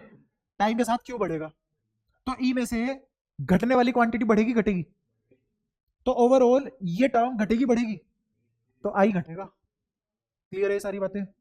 तो टी इक्वल्स टू इन्फिनिटी पे आई जीरो हो गया। इनिशियली आई क्यों मैक्सिमम था, क्योंकि क्यू जीरो था, तो सारे का सारा ड्रॉप रेजिस्टेंस के अक्रॉस था, कैपेसिटर के अक्रॉस कोई ड्रॉप नहीं था। टी इक्वल्स टू इन्फिनिटी सारा ड्रॉप, रेजिस्टेंस के अक्रॉस कोई ड्रॉप। अच्छा ऐसी स्टेट को क्या स्टेट बोलते हैं हम, और स्टेडी स्टेट में कैपेसिटर वाली ब्रांच में करंट नहीं दौड़ता। अगेन मैंने ये नहीं कहा सर्किट में करंट नहीं दौड़ता, कहां करंट नहीं दौड़ता। तो इस वाले रेजिस्टेंस में क्यों करंट नहीं दौड़ा, क्योंकि कैपेसिटेंस आ गई। क्लियर हुआ। चलो ये भी आसान रहा। अच्छा अब मैं किसी भी टी टाइम की बात करूं, एट रैंडम इंस्टेंट टी, कोई भी रैंडम इंस्टेंट टी उठा लिया मैंने, तो उस केस में ये इक्वेशन कामयाब होगी ना मेरी, ये वाली इक्वेशन। तो इस इक्वेशन में मैं आई को, ये कब थी, किसी भी टाइम टी पे थी, इसी में ही आई बराबर जीरो आ गया था टी कोस टू इन्फिनिटी पे। सही बात है। और इसी में ही आई बराबर आई नोट था at t equals to zero पे।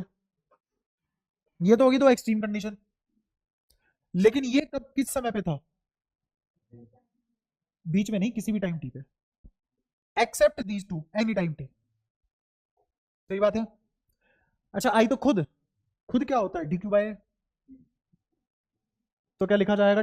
D Q by D T is equal to E C minus Q by R. कहा? ठीक है, इस चीज को पहचानते हो? क्या है ये? Maximum charge. कैसे पता मैक्सिमम चार्ज? सारी तो पोटेंशियल ले ली, तो ये क्या लिखा हुआ है? मतलब फुली फिल्ड। ये तो किसकी स्टेट है? Fully filled capacitor. कहाँ आती है स्टेट? यहाँ आती है, क्योंकि आई बराबर जीरो पे क्या होता है? कैपेसिटर फुली फिल्ड हो जाता है। रखो इसमें आई बराबर जीरो, जैसे ही इसमें आई बराबर जीरो रखोगे तो तुम्हें साफ साफ दिखेगा ई माइनस क्यू बाई सी बराबर जीरो। तो ई बराबर क्यू बाय, तो क्यू बराबर ई, और ये किसकी कंडीशन है? फुली फिल्ड कैपेसिटर की। तो इसका मतलब जो तुमने क्यू बराबर ई सी निकाला है एक्चुअल में क्यू नोट था, मैक्सिमम था। बुझ गए? तो इसको लिख सकता हूं मैं क्यू नोट माइनस क्यू। तो D Q by D T, D Q by D T is Q naught minus Q बराबर, सही है। अब वेरिएबल सेपरेट कर लेंगे, डी क्यू वाले डी क्यू एक तरफ और डी टी उधर। तो डी क्यू अपॉन में क्यू नोट माइनस क्यू बराबर डी टी अपॉन में आर सी। ठीक है, क्योंकि मैं जनरल किसी भी रैंडम टाइम टी की बात कर रहा हूं, तो मेरा चार्ज कहां से कहां फ्लो करेगा? जीरो से किसी भी चार्ज क्यू।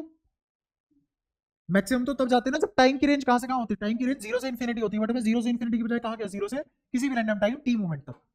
तो चार्ज भी कहां से जाएगा? जीरो से क्यू तक। ठीक है, चला गया। जाने के बाद ये इसका इंटीग्रेशन क्या लिखा जाएगा? L N Q naught minus Q. और जब चेन रूल अप्लाई करोगे तो क्यू नोट तो कांस्टेंट है, वेरिएबल कौन है? क्यू। तो जब चेन रूल लगाओगे तो क्यू नोट माइनस क्यू का डिफरेंशिएशन इज माइनस वन है। कौन से ने? टून से ने कही है। इधर आरसी कांस्टेंट है, क्यों? आर रेजिस्टेंस सी कांस्टेंट, दोनों प्रोपोर्शनलिटी कांस्टेंट है ना अपनी अपनी इक्वेशन के। तो वन बाय आरसी बाहर और डी टी का इंटीग्रेशन करेंगे तो क्या आ जाएगा? क्या मैंने सही लिखा है? हाँ, टी बाई आरसी। क्या आप सही लिखा है मैंने? नहीं, अभी सही नहीं है। क्यों सही नहीं है? लिमिट भी तो लगानी है। सही है, अब इसको थोड़ा सा छोटा कर रहा हूँ, क्योंकि तुमने ये भंगार समझने में ही आधा घंटा और आधा स्पेस ले लिया। पता नहीं कितने करोड़ सालों से मैं बता रहा हूँ, डायनासोर जिंदा हुआ करते थे उस जमाने में, तब से बता रहा हूँ, पढ़ के आया करो, पढ़ के आया करो पिछला सारा। माइनस एल एन, फिर हाँ ऐसी ऐसी हरकतें होंगी, ऐसी स्पेस बचाएंगे और क्या। अब upper limit minus lower limit रखेंगे। पहले क्यू की जगह क्या रखूंगा, फिर क्यू की जगह क्या रखेंगे? तो पहले तो आएगा minus L N Q minus Q naught minus Q minus L N Q naught minus zero. तो क्या इसको ये लिख दो बराबर टी बाई आर सी। सही है। अब इस माइनस को उधर भेज दो और ये लोग की प्रॉपर्टी लगा दो, लोग ए माइनस लोग बी लोग ए बाई बी, लोग ए माइनस लोग बी लोग ए बाई माइनस दो सरकाया हुआ है, तो ये लिखा जाएगा L N Q naught minus Q by Q naught बराबर minus T by R C. सही, ओके। अब आगे देखो, इस एल एन को अगर मुझे हटाना है तो दोनों तरफ एक्सपोनेंशियल ले लो, exponential both side. That will give me Q naught minus Q divided by Q naught बराबर e to the power minus T by R C. Exponential ले लिया दोनों साइड, और क्योंकि मैंने लोग बेस ई लिया हुआ था तो न्यूट्रलाइज हो गया। ठीक है, अब मेरी इक्वेशन क्या बनी? क्यू निकालना है मेरे को, यहां से क्या निकालना है? क्यू निकालने के लिए सबसे पहले मुझे क्यू नोट उधर से हटाना पड़ेगा, फिर इसको उधर ले जाना पड़ेगा, इसको इधर लाना पड़ेगा। तो तुम्हें लगता है इक्वेशन लिखी जाएगी Q naught minus Q naught E to the power minus T by R C. Q naught common ले लो तो क्यू लिखा जाएगा Q naught one minus E to the power minus T by, और इस आर सी को tau बोलते हैं। याद आया ये टाउ? क्या नाम है इसका? शाबाश, बताऊंगा अभी, सारी चीजें बताऊंगा, टेंशन मतलब।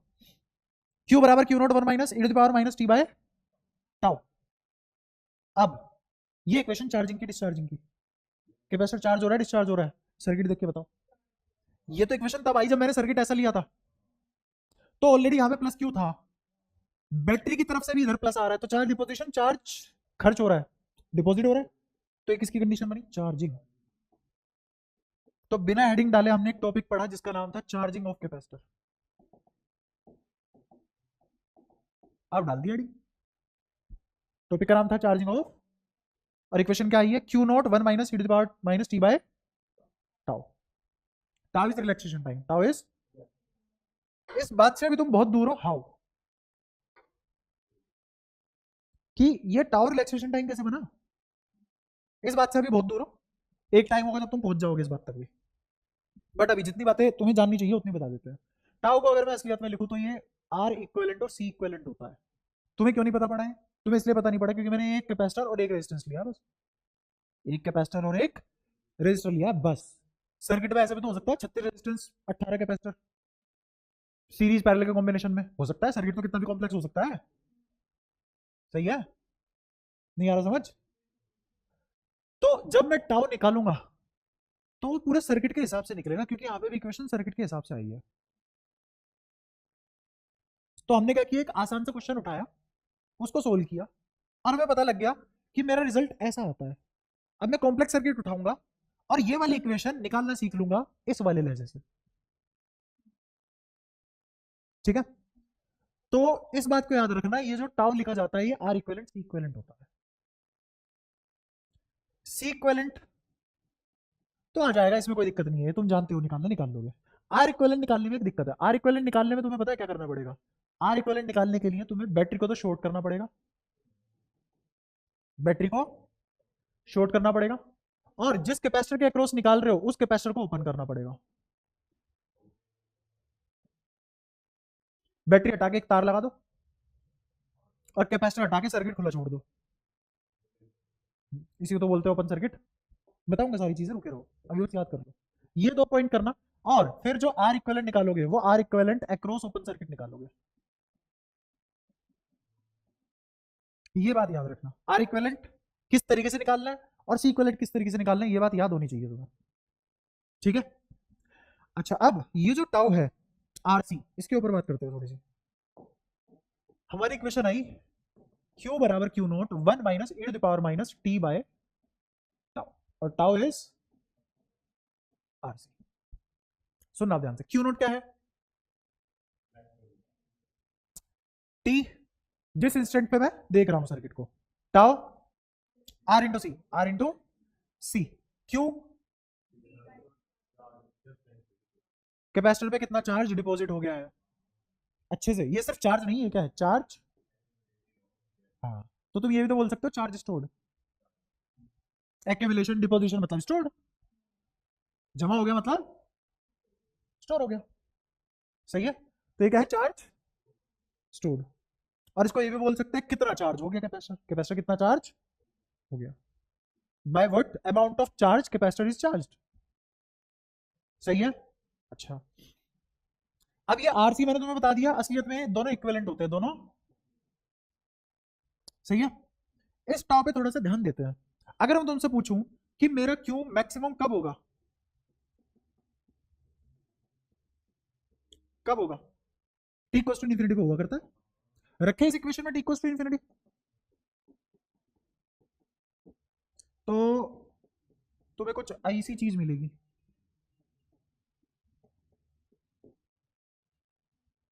हो गया प्रूफ मैथमेटिकली, सही है। अच्छा, इसका मतलब कैपेसिटर को फुली चार्ज होने में कितना टाइम लगेगा, तो बना क्यों रहे हैं, फिर कैपेसिटर बना क्यों रहे हैं, अब तक कोई समस्या आई तुम्हें, लेकिन अब आ गई ना, कैपेसिटर फुली चार्ज होने में कितना टाइम लेता है, तो फिर बना क्यों रहा हूं, फिर कैपेसिटर बनाने का पर्पज ही क्या रहेगा। अगर तुम्हें कोई ऐसा फोन दो मैं लेके कि ये फोन लो, पूरा चार्ज हो जाएगा इन्फिनिटी में, after infinite time it will get fully charge, तो कौन नहीं खरीदेगा फिर ये, कोई पर्पज ही क्या रहेगा जब फुली चार्ज कर ही नहीं सकते। अब सुनना ध्यान से, इन्फिनिटी रिलेटिव टर्म है, आज फील करोगे अच्छे से, प्रैक्टिकली फील करोगे उसको। 1 फैराड की औकात है क्या हमारी? है हमारी औकात 1 फैराड की? अर्थ की है। तो चार्ज माइक्रोफेराड, पिकोफेराड, नैनोफेराड इन सब में मिलते हैं। मतलब 10⁻⁻⁶ फैराड, 10⁻⁻12 फैराड, 10⁻⁻⁹ फैराड। रेजिस्टेंस तो कैसे भी हो सकता है, जनरल रेजिस्टेंस जो हम कैपेसिटर वगैरह लगाते हैं 100, 150 ओम, 200 ओम ऐसी होती है उनकी रेजिस्टेंस। अब हम निकालते हैं टाउ को। टाउ का निकालने का एक आइडिया ले रहे हैं। मैं ये नहीं कह रहा कि टाउ कांस्टेंट है और उसकी वैल्यू फिक्स है, ये नहीं कह रहा हूं मैं क्या कह रहा हूं कि टाउ का आइडिया लेते हैं, क्या वैल्यू आती होगी टाउ की, है ना। टाउ की वैल्यू आर इंटू सी, सी कहां से कहां तक होगा, 10⁻⁻⁶ से 10⁻⁻12। तो मेरे टाउ की रेंज अप्रोक्सीमेटली कहां से कहां आ गई, 10⁻⁻⁴ टू 10⁻⁻, भाई 12 में 2 जीरो जोड़ेगा तो -10 नहीं आएगा? समझ आया? कोई दिक्कत? ठीक है। तो टाउ इस ऑर्डर का है, टाउ रखना जरा इक्वेशन में।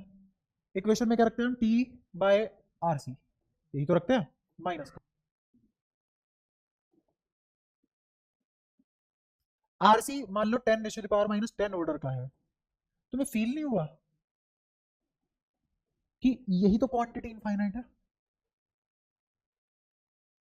समझ आया? इसको बोल रहा है equal to infinity, equal to minus, sorry E की power minus infinity. This term is referred as equal to minus infinity. चलो, तो इसका मतलब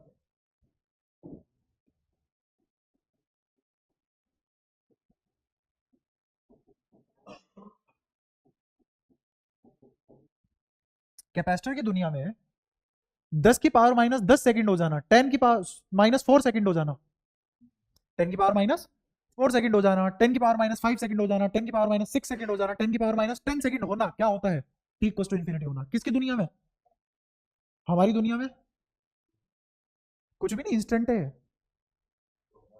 तो मैं अपनी दुनिया से अगर कैपेसिटर को देखूं तो कितना टाइम लिया उसने फुली चार्ज होने में?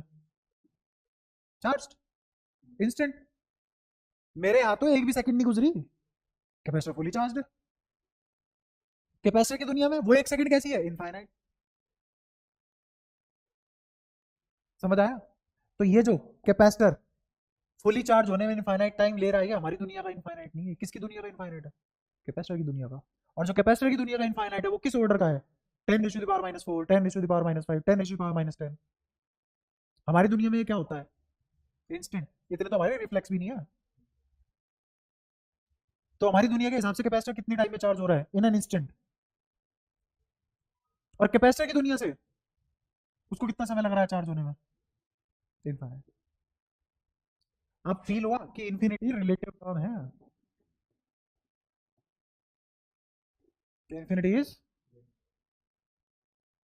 बिगर, शॉर्ट, लार्ज, लेस, ये सब कंपैरेटिव डिग्रीज है। सब क्या है, कंपैरेटिव डिग्री मतलब रिलेटिव है, रिलेटिव है, किसी दूसरे के रिस्पेक्ट में निकाली जाती है। जैसे अगर मैं बोलूं ये बोर्ड बड़ा है छोटा है, नहीं पता ही नहीं। ऐसे सवाल बहुत पूछे होंगे ना तुमसे बचपन में, तुम इसी हरकतों से बड़े हुए हो ना, जीनियस सवाल, ये लाइन बड़ी की छोटी, पता ही नहीं। अब ये लाइन और अब ये लाइन,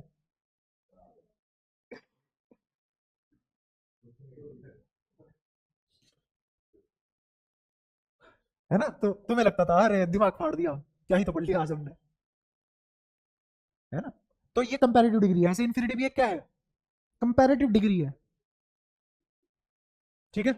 तो कैपेसिटर की दुनिया में जो समय सीमा होती है उसके कंपैरिजन में तो उसके लिए इनफाइनाइट टाइम है वो, हमारी दुनिया के हिसाब से इंस्टेंट है वो। समझ पा रहे हो? कोई दिक्कत? ठीक है।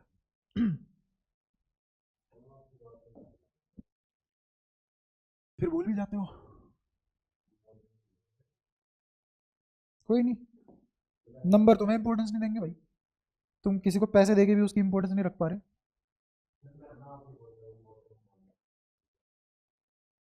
दिखता है भाई, दिखता है। देख, चीजें प्रूव करनी होती है।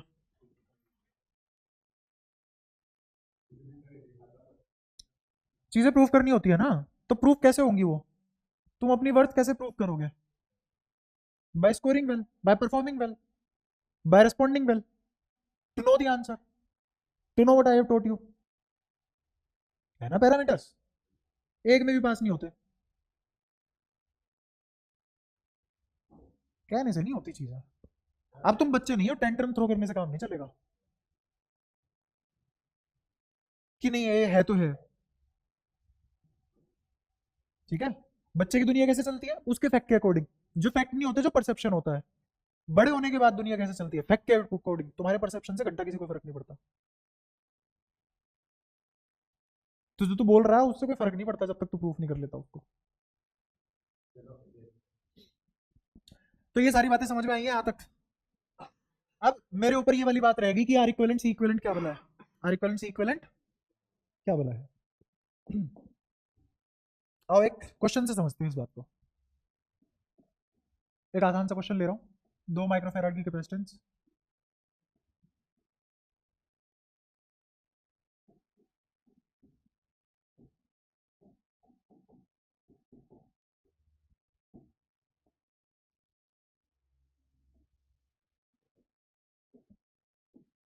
तीन ओम और battery battery battery battery battery 4 volt ले लो। देख लेंगे, मुश्किल आएगी तो।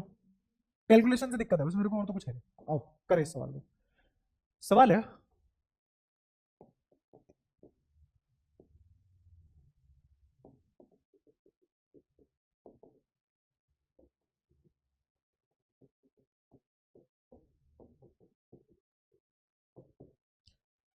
कैपेसिटर की चार्जिंग एनालिसिस हो जाते हैं शुरू। मेरे को बताओ, टी इक्वल्स टू इन्फिनिटी पे जाने से क्या फायदा होगा? रेजिस्टेंस का इफेक्ट हट जाएगा। रेजिस्टेंस का कौन सी ब्रांच से? I become zero. लेकिन कौन सी वाली ब्रांच से? पूरे सर्किट से। हाँ। और चार्ज और स्टेट,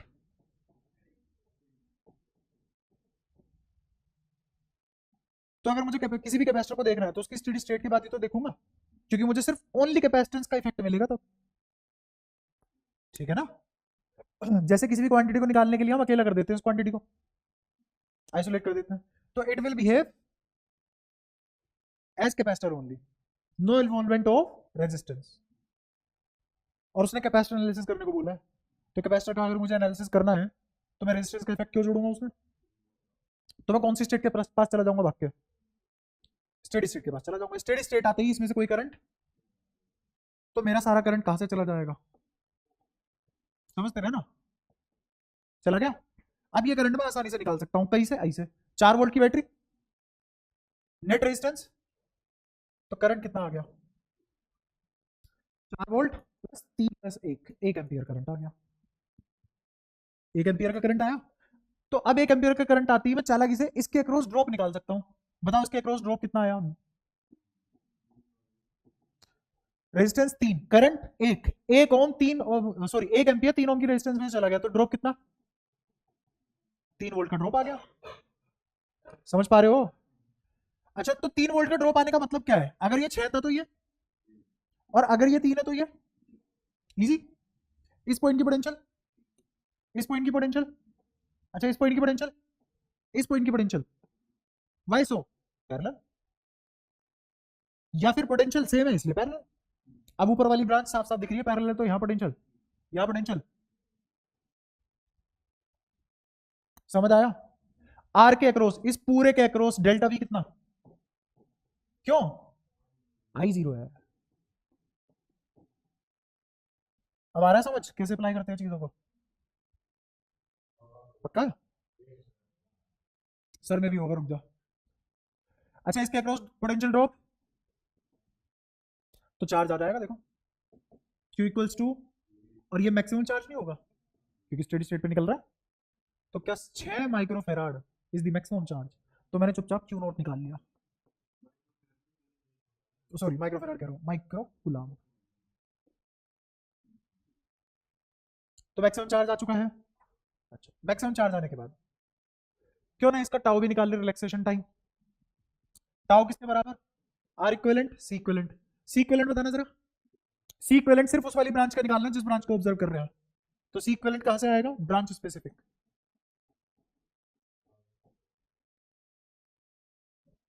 सी इक्विवेलेंट ब्रांच का निकाला जाता है, सी इक्विवेलेंट, और आर इक्विवेलेंट सर्किट का निकाला जाता है। लेकिन कब? जब सी के अक्रॉस, अक्रॉस सी ओपन कर दे और अक्रॉस बैटरी शॉर्ट कर दे। कर देते हैं। सर्किट बताओ कैसा बनेगा? क्या सर्किट ऐसा नहीं बनेगा? देखो यहां से तो ओपन हो गया, दिख गया बिल्कुल। ये दो 4 4 3, एक और बैटरी नहीं शॉर्ट कर दी। यहां से क्या आएगा? R equivalent. क्या आएगा? आर इक्विवेलेंट निकालना भी किसके अक्रॉस है? इन दो पॉइंट के अक्रॉस निकालना है। अब इन दो पॉइंट के अक्रॉस कैसे निकलेगा? इन दो पॉइंट के अक्रॉस देखना, इसको सोल्व करो। 4 और 4 पैरेलल में कितना आएगा? 2, और 2 और 2 कितना हो जाएगा? अच्छा 4 और 3 कैसे? पैरेलल की सीरीज, 4 और 3 पैरेलल। सब गलत। आओ आओ सुनो सुनो, मुझे ए और बी के अक्रॉस निकालना है। अब मैं इस सर्किट को दूसरे तरीके से बना रहा हूं।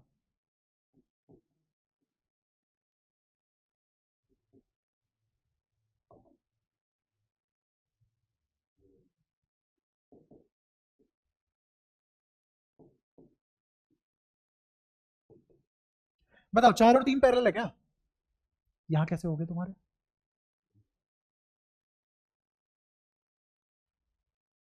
किसी के दिमाग में अभी भी कीड़ा टुन टुन कर रहा हो कि भाई साहब ये अभी भी पैरेलल है, ये दोनों पैरेलल। कौन है पैरेलल? गई सारी अकल सर्किट सॉल्व करने की। सर्किट उल्टा बना है बस, जस्ट उल्टा बनने से तुम्हारा प्राण पखेरु हो रहे हैं। क्या बदतमीजी है। हो गया प्रूफ भाई कि बहुत वैल्यू है मेरी। हाँ, और मेरे को क्या लेना देना है तेरे से? तेरी जमीन पे नजर है मेरी, परफॉर्मेंस पे तो नजर रखूंगा। नहीं, जितनी है उतनी बहुत है मेरे लिए, तो बहुत है। करा रहा हो तो बताना। अब सुनो ध्यान से, ये दोनों पैरेलल नहीं है। कौन है पैरेलल? ये और ये पैरेलल हैं। 3 और 1 का पैरेलल में आना, इज 3 into 1 अपॉन में 3+1 मतलब 3/4, और 3/4 इज इन सीरीज विथ, तो 4 चौक 16 और 3 19, 19 बटे ये आया आर इक्विवेलेंट। अच्छा, और सी इक्विवेलेंट तो ब्रांच में देखते हैं, ब्रांच में एक ही कैपेसिटर है, तो सी इक्विवेलेंट कितना आ गया? बोलो, कोई परेशानी? ठीक है, तो अब मेरा टाउ किसके बराबर आया?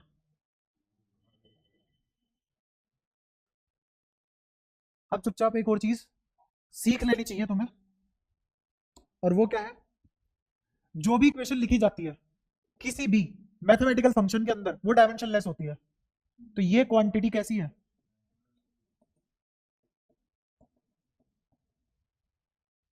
तो इसका मतलब टाउ की यूनिट किसके जैसी? तो मतलब क्या हुई टाउ की यूनिट? इसका मतलब ohm into farad is second. तो अगर तुमसे पूछे कि कैपेसिटर का या रेजिस्टेंस का डायमेंशनल फॉर्मूला निकाल दो, यहां से तुरंत आ जाएगा।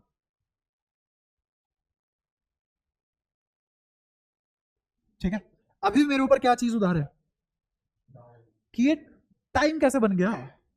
ओम और फराड ने मिलकर टाइम कैसे बना दिया? टाइम का क्या लेना देना है इन सब चीजों से, है ना? तो तुम्हें बहुत जद्दोजहद की बात समझ में आएगी, उसमें बहुत टाइम है अभी। अब ये समझो कि टोर कितना, टोर कह रहा हूँ, रिलैक्सेशन टाइम कितना आ गया तुम्हारा? 19 बटा, कोई दिक्कत यहां तक? अब इक्वेशन लिख लेते हैं, सब कुछ आ गया मेरे पास। ध्यान से सुनो, जैसे प्रोजेक्टाइल मोशन में अगर मेरे को इनिशियल एंगल और इनिशियल वेलोसिटी पता हो, तो कोई ऐसी फिजिकल क्वांटिटी है प्रोजेक्टाइल में जो मैं ना निकाल पाऊं? टाइम ऑफ फ्लाइट आ जाएगा, मैक्सिमम हाइट आ जाएगा, रेंज आ जाएगी, किसी पॉइंट पे कितनी वेलोसिटी है, इंस्टेंटेनियस वेलोसिटी आ जाएगी, सब कुछ आ जाएगा ना? ठीक है, ऐसी अगर मेरे पास यहाँ पे मैक्सिमम क्यू, सुनते रहे ना, मैक्सिमम क्यू और रिलैक्सेशन टाइम है, सब आ जाएगा। अगर मेरे पास मैक्सिमम क्यू और रिलैक्सेशन टाइम है तो सब आ जाएगा। इक्वेशन लिख लेते हैं, प्रूव भी कर देता हूँ।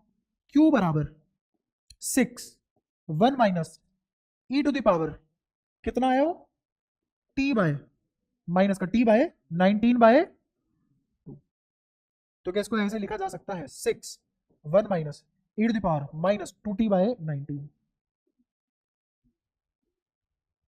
हो गया एनालिसिस।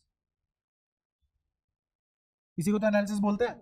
बता किस टाइम पे निकालू चार्ज, बता किस टाइम पे निकालू चार्ज, 5 सेकंड में, 19 सेकंड पे। रखो यहाँ 19 रखते ई टू द पावर -2, एक फिक्स वैल्यू आएगी क्योंकि ई की वैल्यू 2.17 सॉरी 2.71, उसकी पावर कुछ तो आएगा ना, 1 minus something is into 6 is some constant.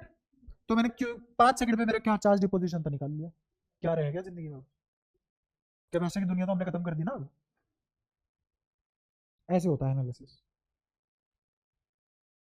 ठीक है, अब तुम्हारे सारे फंडेबाजी क्लियर कर दी मैंने, सिर्फ एक को छोड़ के कि ओम इनटू फेराड टाइम कैसे बना गया साला, है ना। और अगेन ये मैं अभी तो नहीं बता पाऊंगा, कब बता पाऊंगा, जब मुझे लगेगा कि बताना चाहिए तब बता पाऊंगा। अभी कोई फायदा नहीं है, अभी तो तुम जान ले लोगे, मेरी समझ पाओगे नहीं।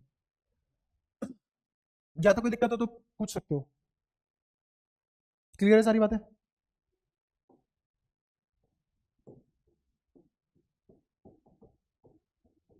अगेन किसकी इक्वेशन थी ये, चार्जिंग की। किसकी इक्वेशन थी, और टाउ किसके बराबर होता है। अब मैं एक बहुत ही बढ़िया काम कर रहा हूं, अगर मैं टी को ही टाउ ले लूं,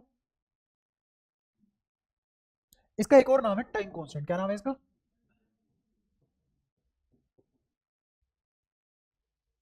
ठीक है। तो अगर टी बराबर टाउ हो गया तो इसका मतलब टी बराबर एक टाइम कांस्टेंट हो गया। अगर टी बराबर 2 टाउ हो गया इसका मतलब मेरा टाइम 2 टाइम कांस्टेंट हो गया, ट्वाइस ऑफ टाइम कांस्टेंट, है ना।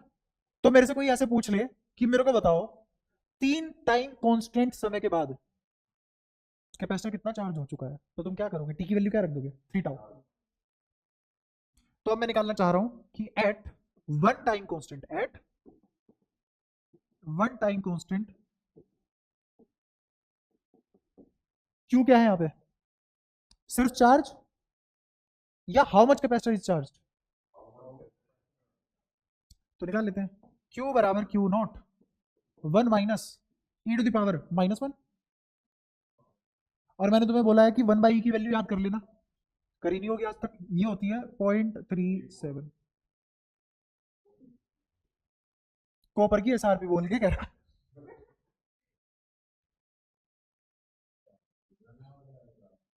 1/e is equal two point, नहीं मैंने दिमाग लगाया, मेरे को याद है बस ये,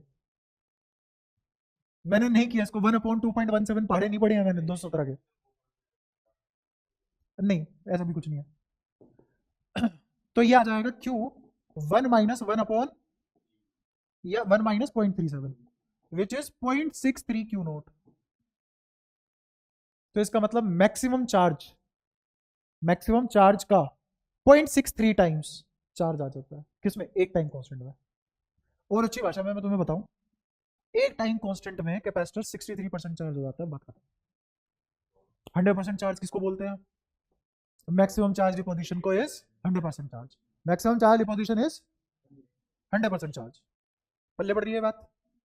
अब मैं कह रहा हूं एक टाइम कांस्टेंट में 63% चार्ज हो जाता है, तो इसका मतलब यही तो है ना, जो मैक्सिमम चार्ज होता होगा उसका 63% डिपॉजिट हो चुका है, कितना बचा हुआ है अभी, 37% चार्ज होना बचा है।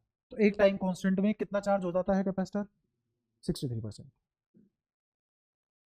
समझ आया, ये जो एनालॉजी है ऐसे शॉर्टकट काम आती है सवालों में, ठीक है। तो दो टाइम कांस्टेंट में कितना हो जाएगा, 63 प्लस 63 126%। तो हाँ निकालने यहाँ रखना पड़ेगा, वो तो क्या जाएगा वो, हाँ तो वो तुम्हें फील आ रही होगी 30.37 से भी कम आएगा।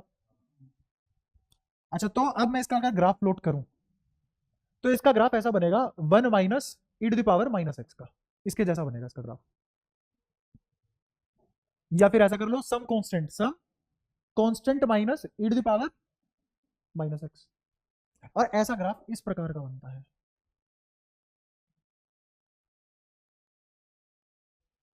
पैराबोला और इसमें क्या फर्क है, पैराबोला ऐसा बनता,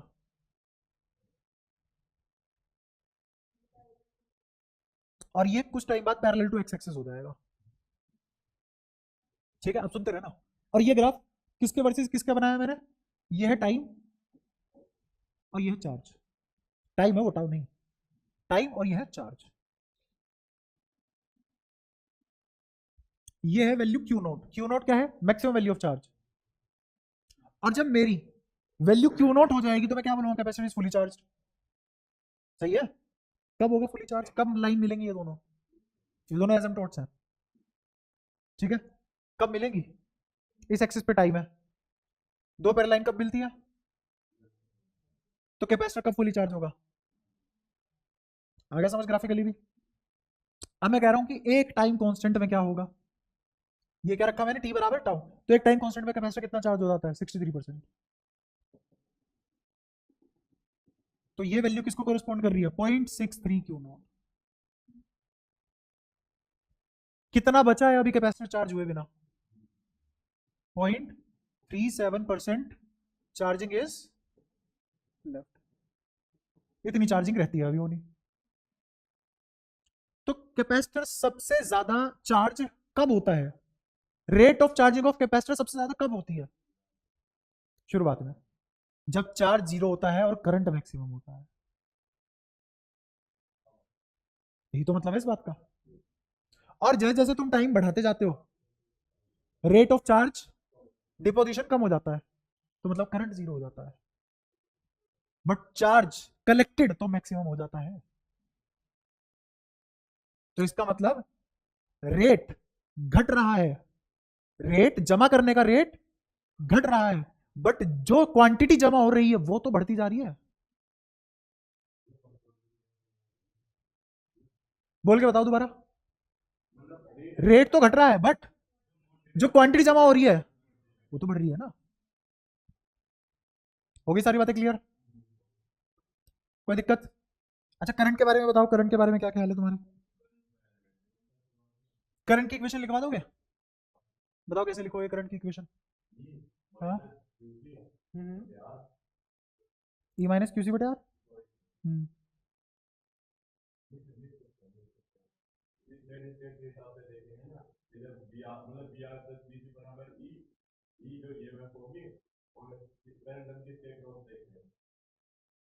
अब मैं बताता हूँ सुनो, ये क्यू नोट दिख रहा है, करंट बनाने के लिए किससे डिवाइड करते हैं, टाइम से। ठीक है, अच्छा टाइम तो पर यहाँ है, यहाँ टाइम घुसा दिया तो फिर तो वापस वही दिक्कत नहीं हो जाएगी जो पहले हो रही थी। बता कैसे बनेगा, डिवाइड बाय, नहीं करेंगे, अब सुन ध्यान से, आसान तरीके भी होते हैं चीज़ों को करने के। ये करंट ही तो है, ये क्या है, और ये भी तो करंट है, सही है। अच्छा, तो इसको मैं ऐसे लिख दूं, ये तो करंट है आई, ये क्यू नॉट मैक्सिमम चार्ज है, इसको भी मुझे क्या बनाना है, करंट। एक्चुअल में लिखा करंट ही हुआ है, नीचे तो टाइम है, आरसी टाइम की जैसा होता है, और ऊपर चार्ज माइनस चार्ज, क्योंकि क्यू इक्वल टू सी भी होता है, क्योंकि क्यू इक्वल टू सी भी होता है। ठीक है, अच्छा मैं यहां से भी बना सकता हूं करंट की इक्वेशन, कहा गया इस वाले से, और ये वाली जो इक्वेशन लिखी है मैंने नीचे वाली इसके जस्ट जो लिखी हुई है यहाँ, ये ऊपर वाले से ही तो खींच के लाया, समझ गए। तो मैं इस इक्वेशन को इंटीग्रेट करना पसंद करूंगा ना, ठीक है। आप समझना कैसे, आर को डिवाइड कर दो इससे भी, इससे भी, सॉरी इसको और इसको आर से डिवाइड कर दो, तो ये क्या लिखा जाएगा, e by which is I naught, समझ पाए होंगे तो, minus Q by R C, minus Q by R C, समझ गया। तो एक जगह तो लिखा हुआ आई नोट, एक जगह लिखा हुआ है आई, और एक जगह लिखा हुआ है minus Q by R C, clear हुआ। तो ऐसे करंट की इक्वेशन भी फॉर्म कर सकते हैं। अब तुम्हारा हाउ क्या रहेगा, लास्ट क्लास में भी हाउ दिया था मैंने, करा तो होगा नहीं क्या, हाउ ये है तुम मेरे को करंट का एनालिसिस करके दोगे, आई एनालिसिस ग्राफिकल, बोलो टाइम टी, ऐसे ग्राफ बना के लाना है किसका, आई वर्सेस टी का, आई वर्सेस टी का, सोचोगे समझोगे। कैसा बनेगा, क्या शेप होगी, आई वर्सेस टी का ग्राफ। ठीक है, टी क्या होगा मुझे पता ही लग जाएगा, 36 सवाल पूछ लूंगा मैं।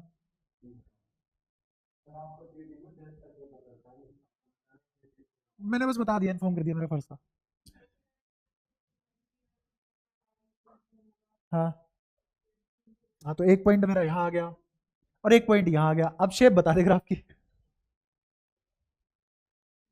ठीक है, दो वैल्यू से थोड़ी ना किसी का भला हो रहा है। यहाँ तक बताओ किसी को कोई भी दिक्कत है ना? बहुत बढ़िया, एकदम धीरे, इतना स्लो चले हम, जैसे उसकी गाड़ी में नहीं बैठ जाते कि भाई साहब आपका नाम क्या है, अय्यर, वेणुगोपाल अय्यर, मुत्तस्वामी वेणुगोपाल अय्यर, राम त्रिचुपल्ली मुत्तस्वामी वेणुगोपाल। नहीं नहीं, ऐसे नहीं है, पता नहीं है कि नहीं। खैर उन सब चीजों पे ध्यान मत दो, पर ऐसे ही लेते हो तुम क्लास। क्या? Slow and study eight what cost? जिंदगी में बस एक ही रेस जीती है, क्योंकि जिंदगी में एक ही रेस दौड़ पाए। तो पूरी जिंदगी में एक ही काम करा है, 12वीं टॉप मारी है, पर कितना टाइम लगा? 60 साल लग गए। कि कहाँ की बात है, कहाँ रिलेट करते हो? Slow and steady, yes, wins the race, but at what cost? तो ये भी तो देखो ना भाई साहब, एक साल में जीतो, यहाँ जिताने थोड़ने बैठा हूं मैं, कुछ भी। तो अब अगली क्लास में हम कैपेसिटर के क्वेश्चन प्रैक्टिस करेंगे। अगर तुम करंट निकाल के दे देते हो तो मैं अगले 5 मिनट में डिस्चार्जिंग करा दूंगा। डिस्चार्जिंग ऑफ कैपेसिटर भी है। हाँ, डिस्चार्जिंग में क्या होगा? अच्छा एक बात बताओ, हल्का सा सोचना इसके बारे में भी है ना, ताकि थोड़ी सी और स्पीड बढ़े। लट्टू की तरह घूमते रहते हो वरना।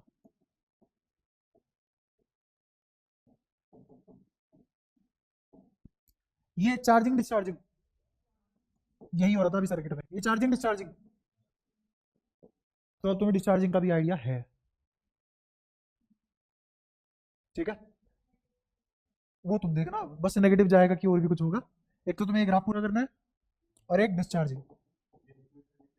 हाँ, डिस्चार्जिंग की क्वेश्चन बनानी है। बिना देखे करोगे चाहे गलत हो, बट बिना देखे करोगे कुछ सीखोगे, अकल लगेगी। पिछले वाले रिवाइज करने पड़ेंगे। हाँ, पीडीएफ खोल सकते हो, कोई दिक्कत नहीं। यहाँ तक सारी बातें क्लियर? तो अगली क्लास में इस पे थोड़ा सा डिस्कशन करके करंट डिस्चार्जिंग, इस पर डिस्कशन करके फिर क्वेश्चन प्रैक्टिस करेंगे, इसकी कैपेसिटी अच्छे से खत्म हो जाएगा। अच्छा, कल तुम्हारा क्या क्या आ रहा है एग्जाम में? करंट, इलेक्ट्रिसिटी और मैग्नेटिज्म, उसके क्वेश्चन कर लिए एनसीईआरटी के सारे। एनसीईआरटी का एक एक एग्जांपल, एनसीईआरटी के सारे क्वेश्चन जो मैंने सीबीएसई वाली शीट दी हुई है वो सुनते रहो। जो सीबीएसई वाली शीट दी हुई है ना, वो भी कर लेना, और एग्जाम्पलर इतना सा कर लो, एक नंबर नहीं कट रहा तुम्हारा।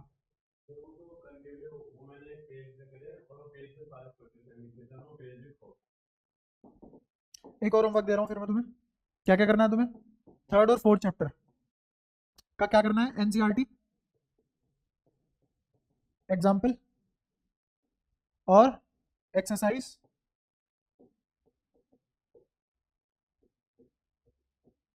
एग्जाम्पलर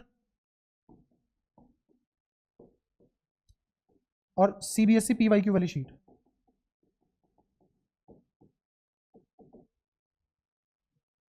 ये सब करना। अगर मेरे से डिस्कशन करनी हो कर लेना ग्रुप पे, कोई दिक्कत नहीं है। कल पेपर है, जो भी पूछोगे बता दूंगा, एक्टिव रहूंगा, थोड़ा सा कोशिश करूंगा एक्टिव रहूं उधर और रिस्पॉन्ड करता रहूं।